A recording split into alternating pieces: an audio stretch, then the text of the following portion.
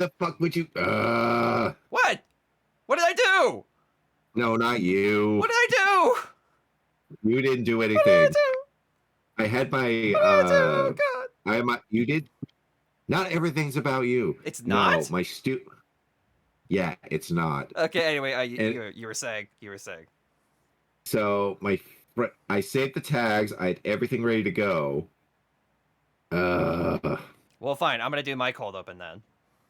All right. Are we live right now? We are on my end anyway. Oh dear.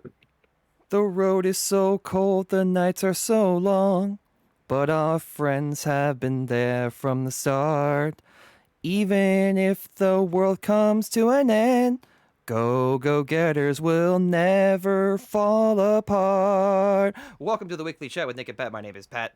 His name is Nick. What? This is our weekly show where we talk about anime, games, manga, weird news, obscure news. We react to trailers. We'll do basically anything and everything except for like weird, disgusting fetish stuff.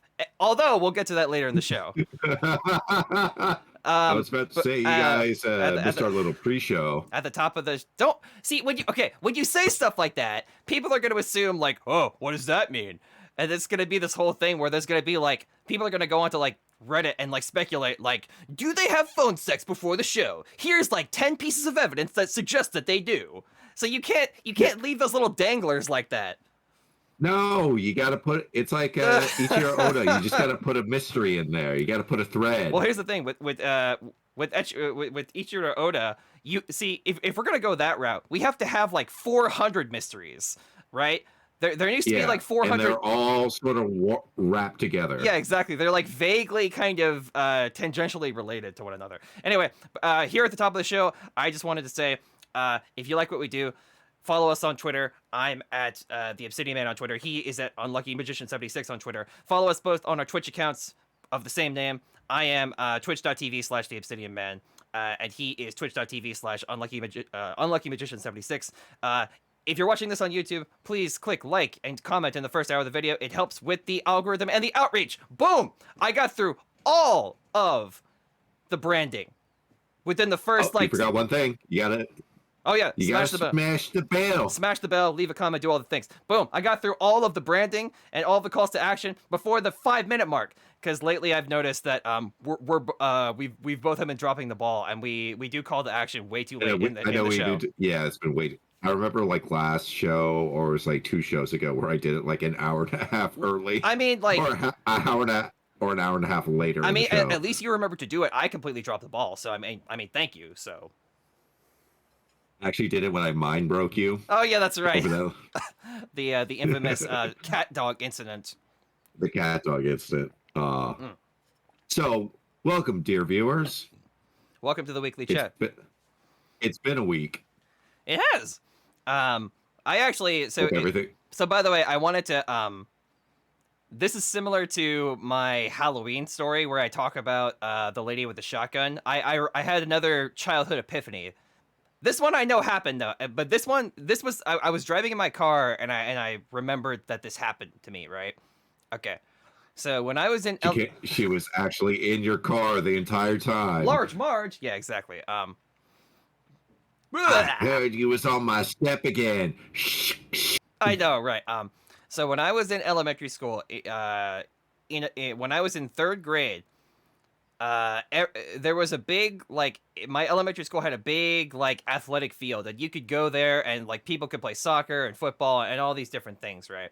And so I was kind of just hanging out by myself by the fence out on the grass, and I remember it was a really chilly, windy day. And so I had a sweatshirt with a hood. I had a little hood that I could put over my head. And I remember there was a yard duty, and she pointed at me from it had to have been 200, 300 feet away. And I heard her just be like, "Hey, you over there!" And I turned. I'm like, she's not talking about me, right? I'm just hanging out by myself. And she's like, "Yes, you in the hooded sweatshirt. Come over here." Okay. So I walk up to the lady, and I'm a 3rd grader, and she's a tall lady, and I'm like, "Oh God, I'm in trouble." So she's like, "Do you know why I called you over here?" And by the way, was that not the most annoying thing that adults and teachers did as a kid? It's like, do you know why I called you over here? Do you know why you're in my? No, Do you tell me. Do you know why you're in Am my? I a mind reader? Am I Professor X? Then no. Do you know why I called you over here this morning? Like I hate that. Anyway, so she calls me over. And they look kind of suspicious, maybe. No. So she called me over. I'm like, I don't know what I did. She's like, your hood. And I'm like, my hood? And she's like, yeah. You see, when you have your hood over your head like that, and I can't see your face, that's like gang affiliation stuff. It makes it look like you're part of a gang. So while you're here, while you're here out on the grass, you can't have your hood up. And I remember saying like, miss me with that power trip bullshit. And I said, but I'm cold, ma'am. I'm really cold. And she's like, I don't care. Go inside then. So yeah, do you remember in the early 90s that there was this big scare with like gang, like if you had a hooded sweatshirt and you wore a hood, that was gang affiliate, like wearing an article of clothing with an optional hood equals gang affiliation. Well, it's like they did the exact same thing. Like, I don't know if you remember this from middle school, but they did that in middle school. It's like you couldn't wear like certain like hats or something, or just hats in general because they thought it was gang affiliate. Or like I remember that like you could wear a baseball cap, but you couldn't like wear it like you couldn't wear it like a jar. Like you couldn't do like that shit because it's like, oh, like you're associating yourself with with gang activity. Yeah, like I don't know. People... How do you do, fellow gangsters? That's right. Steve Buscemi, welcome to the show. Oh god, it's awful. Yeah, it was just some weird power trip nonsense. So to me, it was here's the thing. Oh yeah, go ahead. The kids that we knew that were in those gangs. Yeah. They were still in the gang. They just didn't dress the part. Or like most of them didn't go to school. Pretty well. Yeah. Like most people I knew in high school that were in a gang like hardly showed up to school. Like that was it. Oh, it's like the Sunny Crew. But no, I kind of remember as a kid, and here's the thing, when I was as a kid, while it was happening to me, and while this yard duty was like yelling at me, in my head I'm like, okay, I see how that makes sense. But as an so, cut to like 20 years later, and I'm driving in my car, and I realize, and like I'm driving home from work, and I realize like, hey, wait a minute, that was actually super dumb. Like, you know, it's super dumb. No, it was just it's a power trip. Yeah, definitely. And simple. I think people were kind of scared, like, and by the way, this was during the era of Dare. And by the way, so first of all, if you know if you're listening to this podcast and you lived in America, and you know what Dare is, first of all, I'm really sorry. But if you don't know, Dare was this organization that was like, it was basically like an organization of really uptight moms who were like anti-drug, like they were basically the kind of moms who were like. And it was parents too. It was dads and moms, mostly moms. So, it was like, oh, you know, marijuana is the gateway drug to like heroin. Oh, like any amount of drugs or alcohol could kill you. Don't have any premarital sex. They were that crowd, right? So they were all about the whole the sex angle for Dare. But yeah, it's actually kind of ironic because a lot of those moms 10 years from now will have a pill problem. Oh yeah, exactly, right? Or like a wine addiction or whatever, right? Yeah. Like the same moms who are like, hey, don't drink any alcohol or do any drugs, have like a bottle of wine that they break open every day at 4 p.m., right? Hey, it's wine o'clock somewhere. Popping out. Yeah, it's wine o'clock somewhere, I guess. Do you know any of those wine moms? I've known a few. I've served a lot of wine moms. Oh yeah, I've served a lot of wine moms, and I had a lot of don't talk. I had a lot of friends growing up where she had a shirt that it's like, you know that thing with coffee. It's like, don't talk to me until I've had a sip of coffee. Yeah. It's like, don't talk to me until I've had a bottle of wine on her shirt. And I'm just like, you're just an alcoholic. Yeah, you're just exactly. You're just peach. You're an alcoholic that like thinks they have class. You know what I'm saying? It's like, you make fun of the frat boy across the restaurant who gets day drunk at 2 p.m. But like, you're no better. You're no better. No. You think that because you drink wine and White Claws instead of like Bud Light that you're any better than that guy? Like, come on.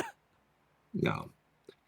It's like, we're gonna take shots of tequila. That's so disgusting. Anyway, here's this 2 bottle of Chuck that I got from Trader Joe's. It's actually very worth the price. What is that wine called? Love Like baby feet or whatever, or bare feet? You're thinking Charles Shaw, or also known as $2 Chuck. No, but isn't there's a wine that's like called like bare feet? It's got like a footprint. It's like yellow feet or bare feet. Oh, or okay, something. yeah. That's like a really cheap wine that I see a lot of like wine moms drink. Interesting fact, it's Dan Schneider's favorite wine and Tarantino's. Oh God, of course it is. Oh no, you were making a joke. I see, got it. Sorry, that went like right over my head for a second. I was like, that's an oddly specific fact, and then I thought about it for 2 seconds. I was like, oh, okay. I'm making a goof. That went Dan Schneider. Oh God, man. So speaking of Dan Schneider, there's a YouTuber that I really, really like called Quentin Reviews. I do like Mr. Quinton. Quinton. Oh, hello, Oliver. I know it's been on my lap this entire time. For anybody listening and not watching, Oliver, the adorable orange tabby cat, is on Nick's lap. I know he very sits there on the whole show. He's such a sweet boy. He's a gentle soul. Although he's been picking fights recently with the other cats, and I was like, "What are you doing? This is not you." Oh no, but sorry, you acting out? So I like watching Quentin review. Mr. Quinton. I like Quentin review videos, but for a long time he's been hyping up this iCarly review, and he's like, "I'm gonna do this big iCarly review. I'm gonna have it be like a Patreon goal, and I'm gonna have it be a like a YouTube subscriber goal after I hit a certain amount of subscribers." And everyone on the channel was like, all the people in the comments were like, "Great, let's do it."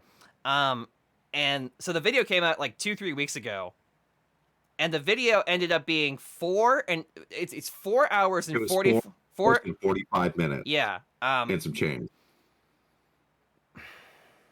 Okay. You know how people criticize those like Steven Universe is garbage, here's why videos, and like Ruby is terrible, and if you like it, you're a terrible person too, and here's a 3-hour cut of the video. So you know how people criticize those videos. I mean for good reason. People criticize those videos because they're horribly made. But like okay. I am and I guess okay, you can go ahead and call me elitist if you want for saying this, but I am of the opinion that if you make YouTube video essays, that if you cannot get your point across in like an hour or less, like you shouldn't make that video. Okay, if you're gonna make like a 4-hour video, break it up into parts or something. Like have part. Well, that's the funny thing about that video. It is a part. It's like part 1 of 2. Which one? The Steven Universe one? No, the Quentin Reviews one. Oh yeah, exactly. So, but yeah, the video is like 4 hours 45 minutes, and I kind of want to watch it because I've been looking forward to watching it for a long time. But like, who in their right mind? Like, listen, I don't care how good at media analysis you are.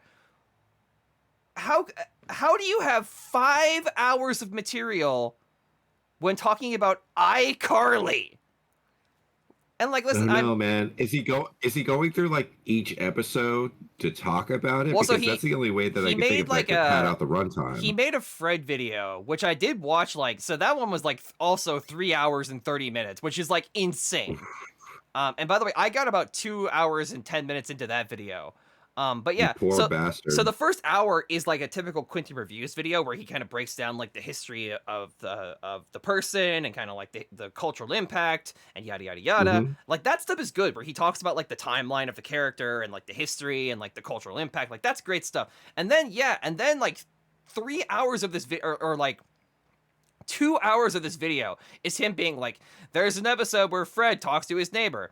There's an episode where Fred like hosts a party.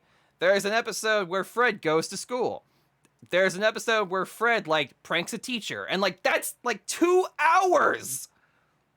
Yeah, that would drive me fucking crazy. And like I can watch that. Way. I can watch that for about half an hour, and like I thought like I was under the impression that this was all going somewhere, that like he was going to reach some sort of like finite conclusion. I was going to reach like some hypothesis or some crescendo, as it were. Yeah, but seriously, but no, it was just like. So as you know, and as Fred goes to the DMV. Yeah, no. Fred gets arrested for child abuse. Yeah. Fred gets arrested for trafficking drugs for the cartel. That's the Adult Swim series that never got aired. Fred gets arrested for sneaking spaghetti into a movie theater. What is your spaghetti policy? He goes up to the ticket booth. What is your spaghetti policy here? Yeah. Yeah, exactly. You know, it's really funny. That does sound like something out of a kid's show for It's Always Sunny, but no, that's Charlie. I just like Fred gets arrested for covering up the Epstein murder. Yeah, exactly. If only, right? If only. And like I come and you know this about me, and I think the viewers do too, but just in case you don't, I come from a background, I have an English degree. And so when you when you write the script for a video like this, it kind of has a good constructive argument should flow and have the foundation of a house, right? You sort of have like your and by the way, don't pay for college. Let me explain to you how to write a really good 5-paragraph essay. Don't go to college and don't pay for expensive online courses. Let me teach you, okay? You the audience will get to directly benefit from my tuition. Here we go. Okay. So when you construct all of these video essays are essentially the word essay is in the title for crying out loud. So right. So before you start recording and before you publish the video, you have to write out your thought process in an essay style format. And so makes sense. Most essays are not all essays, but most essays have the same basic foundation, right? You have your introduction, where you state you basically say what you're going to talk about, and then at the very end, the last sentence of your introduction is your thesis, right? So you'll be like, you'll say like, the American Revolution was one of the most important things in American history, and the reason why is because of the Constitution. So like that's like the argument you're trying to make is that the American Revolution is really important, and the reason that it's important is because of the Constitution. And then from there you create like what are called body paragraphs, right? So like each paragraph has like the reason that the Constitution is really important is because of like the First Amendment. So you'll spend an entire paragraph talking about why the First Amendment is really important, and then your second paragraph you'll talk about why the Second Amendment is really important, and so on and so on and so on. So you create do you think back in the day, if the colonials had YouTube, there'd be some British loyalists that say like the Constitution's actually terrible. Here's why. 10 reasons. 3 hours parcel. Well, yeah, exactly. They would. But anyway, so you do a bunch of body paragraphs like that, and then you get to your conclusion, right? So in your conclusion, you restate. So it's sort of like bookends, right? So you start your essay by talking about your argument and your thesis, and then you end, and now that you've created all these arguments via body paragraphs, you end with your conclusion where you do what's called restating your thesis. So that's how like a normal video essay should work. So a good example of a YouTuber who understands this is Lindsay Ellis, right? You look at any of her videos where she talks about Lord of the Rings or The Hobbit, or she'll talk about like movie musicals, she'll talk about Phantom of the Opera, she'll talk about like the Little Mermaid. That is like the format of all of her videos. Introduction, body paragraphs supporting her argument, and then a conclusion and thesis. That's how like. Well, it's like that. That's the thing I really appreciate about Lindsay Ellis's videos. Like they flow. Yeah, exactly. So quickly, like you don't realize that you're watching like a 45-minute to an hour and a half video essay. Right. Like you're almost there for like a university lecture almost. Yeah. Where like it's a really good university where it just flows. And so this Fred review sounds like I'm going to talk about this. Don't make a point. Yeah, stop. yeah. Like Stop. I have peer reviewed a lot of essays that kind of do what Quentin Reviews does, where he's just like he like presents a few arguments and then he like completely goes off the rails. And so like I guess like pro tip, if you're gonna okay, if you're going to make a video and it's going to be longer than like half an hour, justify that runtime, because if you don't, you're just wasting everyone's time. And here's like, and listen, I say this as somebody who like I genuinely like Quentin Reviews, I really do. But bro, if you're, you just feel like if you're watching lost the plot. Yeah, no. Do you think that exactly. Like he was so great, or this could be one of those things where like, do you think he was so grateful for the fact that he got the Patreon goal like the follower goal that like he wanted to make it up to his followers? Sure. but he just kind of went a little bit overboard on this one. I think two things happened. One, there was no editorial oversight.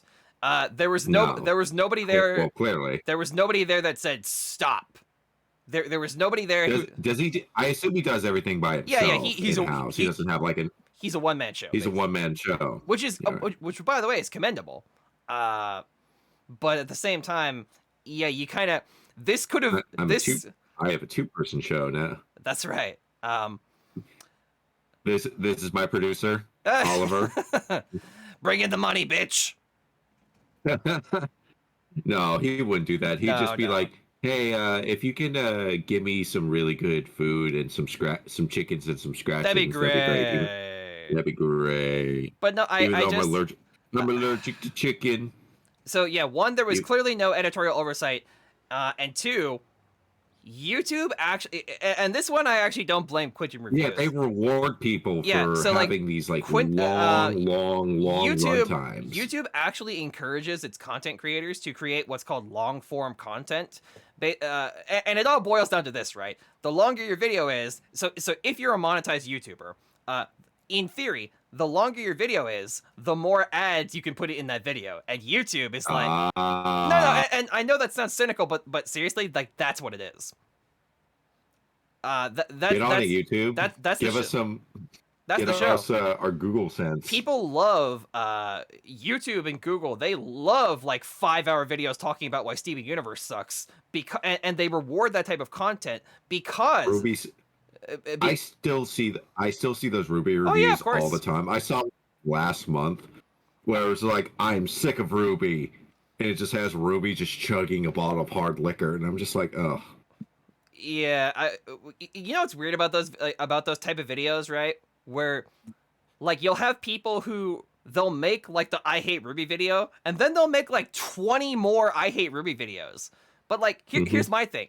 If you truly hated Ruby or Steven Universe or She-Ra or whatever thing you hate, right? Like okay, for example, I hate the movie. There's a movie on Netflix called The Circle, and I hate The Circle. It's a terrible movie. So like, it's so bad. But so I could make exactly one video talking about why I hate The Circle. But imagine if I made like 5 other videos talking about why I hate The Circle. You'd get sick of me, right? Like, of course you would. So like one of 16. But also what I would start to think if there was somebody watching me, it's like, okay, Pat, you said you hate this movie, and yet you can't stop talking about it. So, how much do you really hate this movie? You know what I'm saying, right? Right? Well, they can't hate it too much because they're probably making a shit ton of money off of it anyway. Like that's where you get all those like shysters like Keemstar or Hero God, man. Or any of those freaking guys. Ever since VTubers became, you know, it's funny. Ever since VTubers became popular, YouTube keeps shoving Hero into my recommendations. Oh, now he's moved on to VTubers now, huh? Mm-hmm. Oh. But anyway, that's it. That's it. When it like, and honestly, God, so I just hope in the future that like Quick Reviews. I hope that. I guess the part 2 for that iCarly video is gonna be like 2 hours. But yeah, that's the thing, though. Yeah, the thing that kills me is the almost 5-hour video. It's part 1. How much more do you have to say about iCarly, bro? Come on, like, I get it, right? What does Dan Schneider do to people that makes him want to do the things? Like, look, so back in the day, 𝐍𝐶 Otaku had this video series where formerly she, used to run through the entirety of all the seasons of Digimon and kind of review all the little arcs. But you know what the difference between that and the Quick Reviews video is? She broke it up into parts. Well, she did it per season, right? Like, season 1, season 2, season 3. Like I said, I have to be careful because they have transitioned to male. But back in the day, it was she. So she used to just break it down by story arc, right? So it's like season 1, here's this story arc. I'm going to talk about it for half an hour. Next video, season 1 part 2. Here's a video, right? But like that makes sense. You're breaking it down into digestible chunks. She didn't just like, here's 7 hours of Digimon, motherfucker. It's like, no. That's not how this goes. Stop. it's like, you Can know, can you imagine if we did like a 7-hour podcast? first of all, What the fuck would we even talk about? First of all, that would be amazing. And second of all, like, I would love it at like the 4-hour mark where we're just like, are you dead on the inside? Always. Am I? Okay. Today well, we're gonna... well, it's just like hopefully. Okay, so like, if the good. okay. Hopefully, in the future, if we do a charity stream, which I would love to do. Dude, that would be amazing to be popular enough to do something for like Child's Play. That'd be sick. Yeah. We could actually qualify for like the Rooster Teeth, like, what the hell is it called? But anyway, so like, I watch it every year. So okay, it's there, and I swear I'm not just trying to show this off, but like, okay, so you know how anime episodes are broken up into like little half-hour chunks. So okay, so I got Kaiji. I finally bought the greatest anime of all time on Blu-ray. Here, let me try to get this in here. Yeah. All right. I bought. You no, take that back. You take that back right now. This blasphemous nonsense. I will not have this witchcraft and heresy be presented during our podcast. The greatest anime of all. So, as I was saying, I bought the greatest anime of all time, Nick, on Blu-ray. And so it's pretty good. So on the back, it said like. It says, instead of like listing all the episodes, you got legitimately angry when I said that. That was actual like hatred. You're lucky we're recording right now, or I'd have more words for you, and I don't want to get stuck on this. But you're lucky that we're doing a show. Anyway, so on the back, the back it says, wait, what? It's a really good anime. I'm just saying that just to make you mad. Yeah, of course. That's what I. No, I'm serious. I like Kaiji.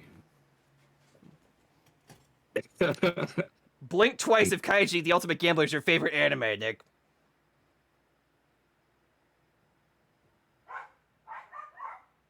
That's what I thought. Anyway, in all seriousness, so on the back of the DVD, instead of saying like 52 30-minute episodes, it says 1,300 minutes. So like, imagine, so like that's the thing. Like, imagine instead of like watching 𝐏𝐥𝐞, the Ultimate Gambler, like one episode at a time, imagine watching like imagine if there was a single YouTube video that was like 1,300 minutes. Like, oh my god! It's on that level, right? Where is it English dubbed? No, there's only a Japanese dub, which is weird because I also have the prequel series, and that one actually does have an English dub. So I don't know. I mean, honestly though, like Kaiji probably would not be very good with an English dub. That's just kind of my opinion. It's a show that's very rooted in like the Japanese underground and the Yakuza and stuff. And so still, yeah. I mean, we have the house husband. This is true. But anyway, let's move on to the show proper. Who would be your pick? Who would be your pick to dub Kaiji? Oh, I'm thinking our boy Bright. I think our boy Bryce Papenbrook. Here's the thing with Kaiji, right?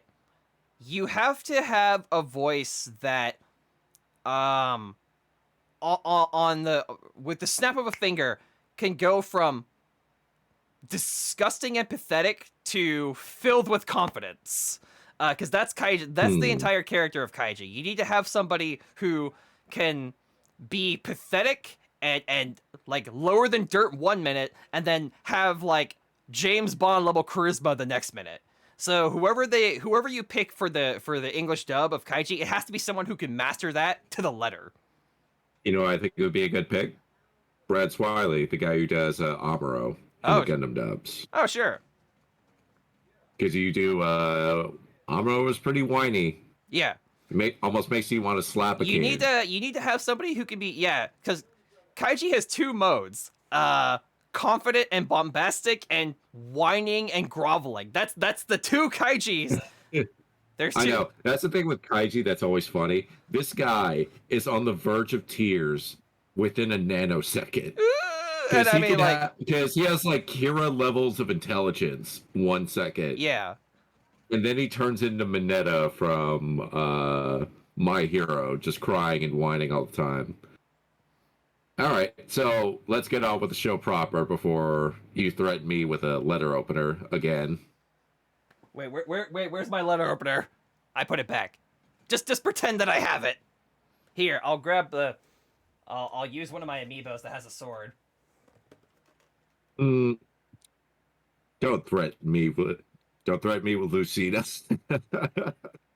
She'll do it. She'll do it. She's unhinged. She'll do it. Laura Bailey will come to your house. That's it. You know what? That might be the name. That might be the name of this episode. No. Speaking of Laura Bailey, dude. Yeah. They just revealed what the final character designs are going to look for that new Critical Role animated show that's coming out later this year. Oh, okay. It looks so good. Now I'm assuming that the cast members on the show are doing are voicing their own characters. They are. Yeah. Okay. Well, that's really funny. They actually own the rights to those characters. I mean, I would hope so. Yeah. But yeah. Everybody's doing their characters and stuff like that, and they all look so good. But anyway, let's get on to the show proper. Hang on. So we have kind of a buffet. The show's already properly going. Well, now it's going ×2. Hang on. All right, let's do this. So there's no like main topic this week. Normally I find like one sort of main topic for us to sink our teeth into. Last week it was E3. There was nothing really like substantial this week, so instead I present to you a whole buffet of small topics. Please. Yeah, it is a drunk drawer episode of the podcast, which I love doing. Unfortunately, Nick will not be cooking his buffet for us this time. Instead the internet has provided for us today. But don't you worry, Nick you're working on a new menu, aren't you? Oh yeah. Oh, I already have some stuff saved. I was holding myself back last time. Now I'm gonna go fully into it. Oh, okay. You were holding back. Oh, you won't. Is this like the Shaggy meme? Yes. You were only using like 10% of your power? Like Zoinks, look at what they have to do to mimic a fraction of my power, Scoob. Oh, I love Invincible. I love it. Have you seen the new Invincible meme where it's the guy going like, "When do we start having fun?" And then Omni-Man says, "That's the thing, you don't." Yeah, I have seen that. Yeah. Oh man, Invincible. But anyway, not only is it a great show, the memes that are coming out of it are I feel like the memes have carried that show a lot. Not to say that the show isn't good, it is, but I think I think the memes poured gas on it because everybody was seeing the memes. So I was just like, what?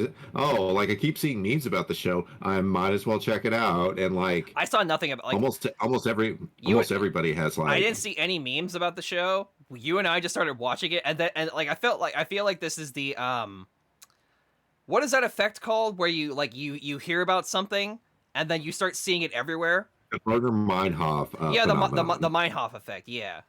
That I feel like that's what happened with Invincible, where I started watching it and then everybody started talking about it. You can't escape it. Like even though it's been like months since the show ended, like we're still talking about it to this very day, and like everybody's. I'm pretty hyped for season 2, so. And at this point, I want to read the books so bad, but the books are so out of print. Like this, like a few weeks before like the show premiered, like it was like $40 per volume or something like that for the omnibus. Now they've gone up to like $80 per volume, and I'm just like, damn, double homicide. No, but anyway, let's talk about Subway. Subway, if you watch the Odd Ones Out videos. Subway. Let it be said. Yes. That Subway has had the worst run of luck the past decade. No, I don't think so. I think Subway has always been like. Oh, you think they're getting what they deserve? It's not to say they're getting what they deserve so much as like. Is this vengeance because they didn't give you a job that one time? Okay, so when I was very young, I haven't thought about that in like so long. Oh my god! But no, you're exactly right. When I was a young teenage Obsidian, but when I was an Obsidian boy, instead of an Obsidian man, there was a Subway right by my house, and I wanted to work there so badly because one, it was within spitting distance of my house, and so the commute would have been super quick, and two, I liked eating there a lot. I was a dumb kid. We didn't know any better. So I used to eat there all the time. It's like And in my head, I'm like, not if I work at Subway, not only will I like make money, but like the commute will be super quick, and I'll get to eat all the meatball sandwiches I want. And so I went there, and I talked to the person behind the counter. I'm like, hey, you have a help wanted sign out there. Can I get an application? And it was one of those. It was one of those. But by the way, stop me if you've heard this one before. They're like, do you have any job experience? And I'm like, nope. And I said, hey, No. isn't this a not for nothing, but isn't this an entry level job? Yeah, but you need like job experience. And I'm like, okay, stop, hold. So like, I didn't say this, but in my head, I'm like, okay, stop, hold up. What job experience? Like, listen, I'm not saying that like Subway employees don't work hard. They probably do, but like, what? How much job experience do I honestly need to put cheese and bread together? Well, that's just terrible American business anyway, where it's just like, here's an internship for an entry-level job. You need 10 years of experience. Yeah, it's like, what are you talking? So but like, I'm only 20. You know what my favorite thing is? Did you start working when you were 10? I follow this. No. I follow this Twitter account that like talks about like the American job market, and they had a joke on there one time where so there was like a job listing for like a new program. Like there was a job listing on Indeed, and it asked for like 10 years of experience in this one like computer program, and the program in question was only 4 years old. So it's like, what are you even doing? But anyway, so yeah, I did apply for the Subway back in the day, and they basically told me to piss off, and so I was mad about that for a while. But honestly, are you a hot girl that I can creep on? No, dude, I swear to God, like actually, okay, yeah, I forgot about that part of the story, but yes, okay. No, okay. No, because once you told me about that part of the story, I couldn't unsee it. Now, okay, because it made too much sense. Like I said, when I came to this conclusion, I was an angry teenage boy with internet access, okay? And I have grown a lot since then. But back in the day, and like, by the way, I just made this assumption because I was, again, dumb teenager. But what I realized when I didn't get the job is that every time I came in after I didn't get the job, the only people who would be behind the counter would be like hot teenage girls, hot teenage girls, hot teenage girls, hot teenage. And so I came to the conclusion in my stupid teenage boy brain that like, oh, the only reason this guy didn't hire me is because I'm not some hot teenage girl that he can ogle for 8 hours a day. Yeah. And like, I don't know how accurate that was. That was me probably just. I'm sure it was a coincidence. Yeah, it probably was, but like, it's still kind of like it just made because the guy was like an older guy. Oh yeah, you remember the guy? Yeah. Oh yeah, I remember the guy. He had like a thick porno mustache, and like every single girl that was in there was just like a 17, 18-year-old with piercings and dyed hair. They had good assets. Let's just put it that way. Yes. And it's like there was not an ugly one in the bunch. And I mean, okay, dude, I see what you're. But here's the thing: I don't care that they got employment versus me, but at the same time, like, I know that there were people that like applied for that job after I did who just like got hired on the spot. Yeah. And like, I know this for a fact. And Do you have any experience cutting sandwiches? Well, I cut my I make my lunch for my school. Kid Brothers peanut butter and jelly sandwich. Is like, you're hired. Yeah, I guess so. It like, and also know how to use an oven. I hate that. Like, okay. I wanted this to just be a normal episode where I talked about how ridiculous Subway is. But here, we're going to talk about, I'm going to go full anarchist on you and talk about capitalism for a second. No, but, okay. In all seriousness, no. The American job market from the employee perspective is one of the most hostile and aggressive places to be. Like, if you're desperate and seeking employment, employers can legally take every advantage of you possible, but you can't ever take advantage of them or their business, right? So here's an example, right? People will ask like, oh, like, do you have any like job experience? And it's like, this is an entry. Okay. It literally says on the listing on the application that this is an entry level job. position. Will train upon hiring. Will train upon hire. Why do I need, like, why are you asking a 15-year-old? Why are you asking a 15-year-old if they have job experience? Like, they're 15. Like, fuck off with this mentality of like, oh, well, you need to work from cradle to grave, otherwise you're not worth it. You're not worth giving a damn about.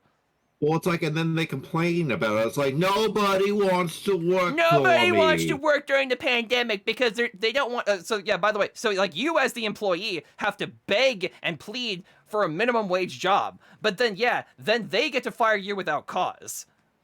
Yeah, well, at least in where we are in California, well, so because it varies from state to state. We're at will employment for a lot. Yeah, it varies from state to state, but for us, for our industry, we are technically at will. So at will employment. By the way, my office job, that was at will too. That was at will too? Oh yeah, it was. I had to sign a whole part of my contract that talked about how, like, yeah, we can just fire you for whatever reason. That's always fun. Oh god. But yeah, so going back to Subway for a second. So they're in some hot water. I'm done. I'm done talking about that. Yeah, all right.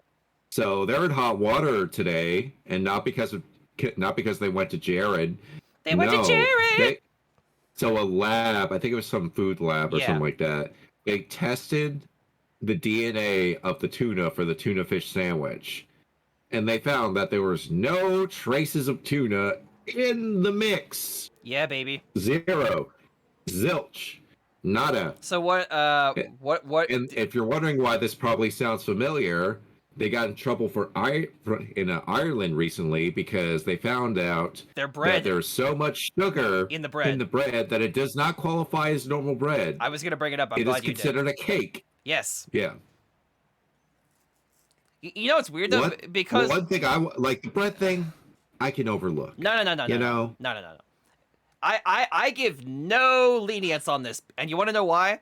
It's because Subway markets and brands itself as like the healthy fast food alternative. It's the healthy fast food alternative. So they get no respect from me. They get no, like, oh no, I'm not giving respect. I'm just saying, the bread, sure. There are so different types of bread. What the fuck was in that tuna fish? Yeah, what was in? Yeah, if it's not tuna, what is it? Although, like, that doesn't, like, this happened, but it doesn't surprise me in the slightest. Mislabeling of fish. Oh yeah. And just is super common in, like, the world of fish. Like, restaurants stuff especially gets mislabeled all the time. Like, it doesn't surprise me that there's no tuna in the tuna fish. It could be like tilapia or a mix of different fish. I saw an episode of Adam Ruins Everything where he talks about how, like, a lot of, like, fine dining restaurants, they'll have a dish that's like, Alaskan salmon, but Alaskan salmon goes through, like, various seasons of, like, fishing and poaching. And so you can't fish for Alaskan salmon all year round, otherwise they'll go extinct. So instead, they'll take another fish like red ruffy or like orange ruffy or something, and they'll just it's salmon, and they'll just add like food coloring to it, or like they'll process it differently, and like because it's like a lot of the fish that comes out of those farms, it looks gray. Like, it looks like a pillow of some sort. It's disgusting. I actually learned about this back in culinary school before the whole Adam Ruins Everything. That's why, like, unless if you're eating sushi, you probably shouldn't get the fish. I'm always so sketched out about fish. Like, fish, I'll make it home. That's fine. I'm so nervous about eating but fish. Also, like, unless if you specialize in fish. If you specialize in fish, then that's fine. I feel like if you go but if your steak restaurant has a salmon special, or like an ahi or something, or like a seafood stew, never order the seafood stew. By the way. I always feel this, right? It's also like when you go to a place like a steakhouse or you go to a cafe, and like they're mostly known for, like, hang on a second. Sorry about my dogs yapping in the background. Anyway, like when you go to like a steakhouse I didn't hear him. or you go to a steakhouse or something and you go to like a diner or like a cafe and they mostly have like burgers and sandwiches and things like that.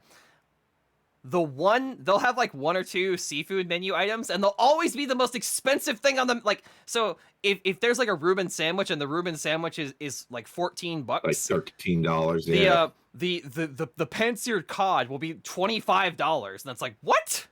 Come on. Which I guarantee you that place got it in frozen, so it is not fresh in the slightest. Shut up. Yeah, that's right. But yeah, honestly, like, it's not surprising that this happened at Subway, but still, I just want to know, like, what is in the tuna pit? Like, here's my thing, right? About 10 about 10 years ago, there really were no like Subway alternatives. You had like you had like Quiznos. Jersey Mike's like, and Quiznos were the only two, but they kind of were pretty rare. Like for every one Subway that I found in a city, or like a Jimmy John's or something. Well, that wasn't around like 10 years ago. Yes, it was. I mean, not it was just it not was in my area. It not around here, but on the East Coast, they're everywhere. Oh, sure, but so you had some alternatives. You had stuff like Jersey Mike's and Quiznos and Jimmy John's and Firehouse Subs and stuff. But like really back in the day, you really had like if you wanted like a Subway style sandwich, you really it was kind of Subway. There was only one game in town. You had to go to Jared. She went to Jared. We went to Jared. Oh, poor Jared. That poor boy in prison. No, poor Jared. That poor boy in prison. Oh, no. He did. Like, you know how you say he doesn't deserve sympathy? Jared doesn't deserve sympathy. You know what? You're right. You know what, though? You know what I would love? The ultimate irony is, like, they take Jared to prison for like, child pornography and child trafficking or whatever, and, like, the only thing that they give him is standard uniform, and then they also give him the big pants. Like, you know the ad where, like, it's, like, you know, like, the really cliche, like, the old Subway ad where it's, like, Jared, and he's, like, this skinny little, like, stick man, and he's like, look at my, like, size, like, 87 pants that I used to wear. That's the only thing they give him as a blanket. Oh, no. So on his cot, the only thing he has is he his uses little... it as a shelter. Well, that's the thing about prison. It's really weird because you either go in, you either lose a shit ton of weight, or you gain a shit ton of weight. Because, like, you pretty much have access to food, like, all the time, like, with the commissary, and then, like, you get your meals and stuff. So, like, you'll get in there and either turn into a scarecrow or Jabba the Hutt. There is no in-between. Well, I guess that's the third option, too. I guess, like, if you just don't eat and then just work out all the time and just get cracker jacked. You want to know what the ultimate sin that Subway committed was? They got rid of the chicken parmesan sandwich. Yes! Dude, you know me so well. Okay, so back in the day... I love that. Dude, I love that sandwich so much. You know me so well. I love it. Anyway. So back in the day, one of the regular menu items for Subway used to be the chicken parm sandwich. And by the way, it was horrible for you. It was so good, though. It was delicious, but it was horrible for you. Oh, dude. Imagine they just took, like, those dino nuggets. Yeah. And they put it in the bread, and then they took the sauce from the meatballs and put it on there and slapped, like, some American cheese on it. They put some, like, it was so good. Italian spices on there, some Italian herbs and spices. Yeah. Oh, yeah. I would get a little fancy. I would ask them to put, like, the dressing that they would use on there. Here's the thing so it made it about the chicken parm, though. You would eat it, and then afterwards, it would felt like you hadn't eaten. Honestly, every Subway sandwich was like this.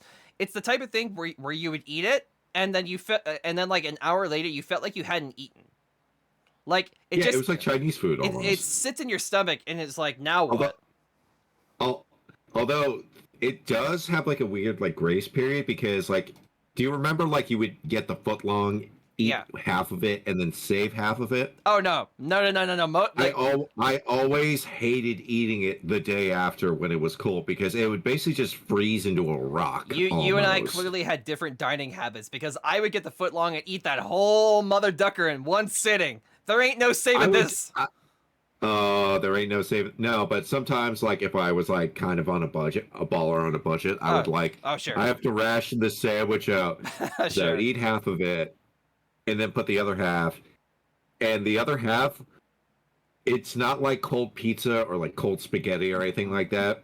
It basically like solidified into this solid mass. Like it was hard. All like of the it layers, all of the layers were kind of fused together. It would like compress almost. It was like it was like a black hole. And like you could literally hit it on the kitchen counter and it would sound like a rock, just like a.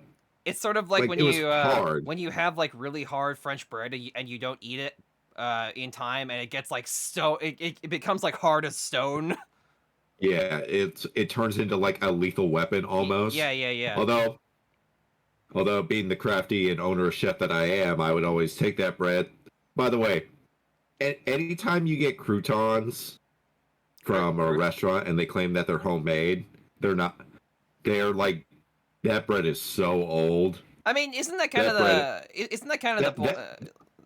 That is the point. Yeah. Like, isn't that basically just what croutons are? Like, how do you home make croutons? I thought the entire point of croutons was to take old stale bread and turn it into something. Well, there's that, but I've seen so many tryhards where it's like, well, I gotta make croutons. I got it. I'll take this perfectly fresh loaf of bread.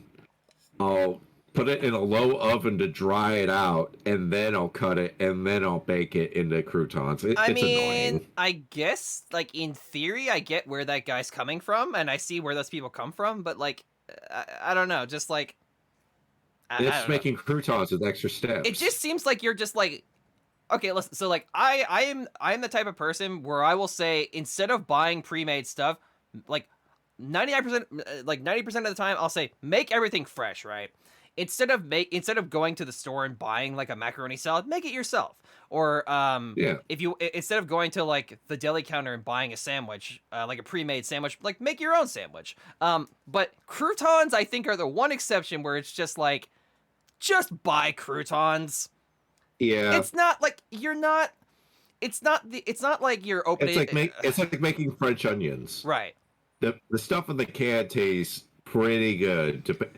Because like you can make it at home, but you're gonna make a mess, and it takes forever. Or it's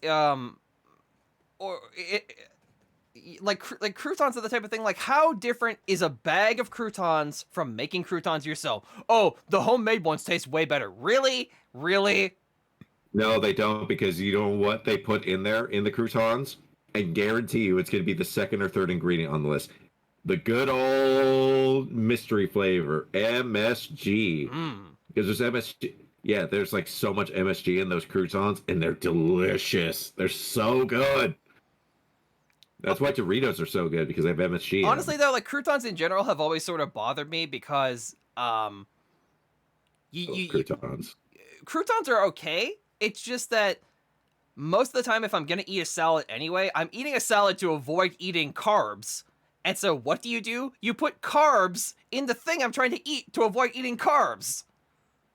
Well, there's a reason why you do that. It's sort of break up like the flavor so it's not so homogenous. Like you get a little bit of crisp from the lettuce, you get a little bit of acidity from the dressing or whatever toppings that you have in there, and then you get a nice little crunchy, salty thing. Like it's already enough of like a chore for me to eat something that's not like there's like certain types of salads I really do like. I like mandarin salads. I like spinach salad. I love spring mix. But like 90% of salads that are made with that like disgusting iceberg lettuce and that like disgusting just like regular lettuce, oh, like a wedge salad or something. Yeah, I'm not a big fan. No, I don't like any of those. If I'm gonna eat a salad, if I'm gonna eat a salad, it's gonna be like either like a 3-bean salad. It's gonna be like a garden style salad. I want like greens. I don't want cabbage. I don't want like lettuce. I want greens, and I want like greens, carrots, beans. Like that's what I want. I don't want like iceberg lettuce, wedge salad. No, piss off with your wedge salad.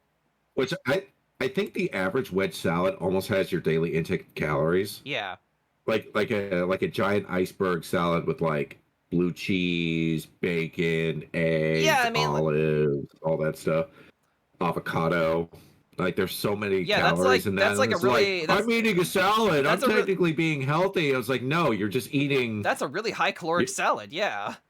Oh, it's so bad for you.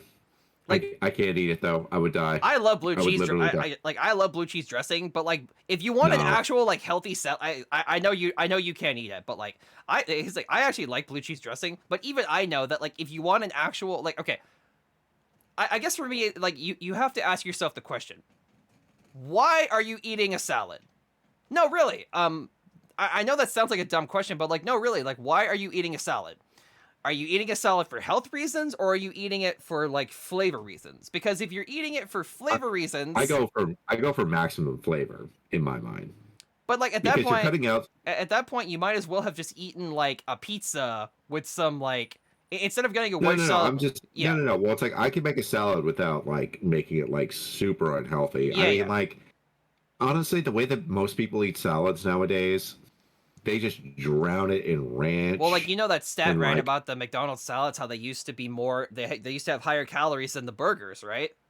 Yeah, it was like all in the God damn it. I don't know if that own. I don't know if that's true anymore, but I think remember the shaker salad? Oh, God. Remember like everybody those that claimed so that they gross, were man. on a diet Those were so back gross. in middle school, and I know you remember this from middle school. Oh yeah, I They would remember. always get the shaker salad.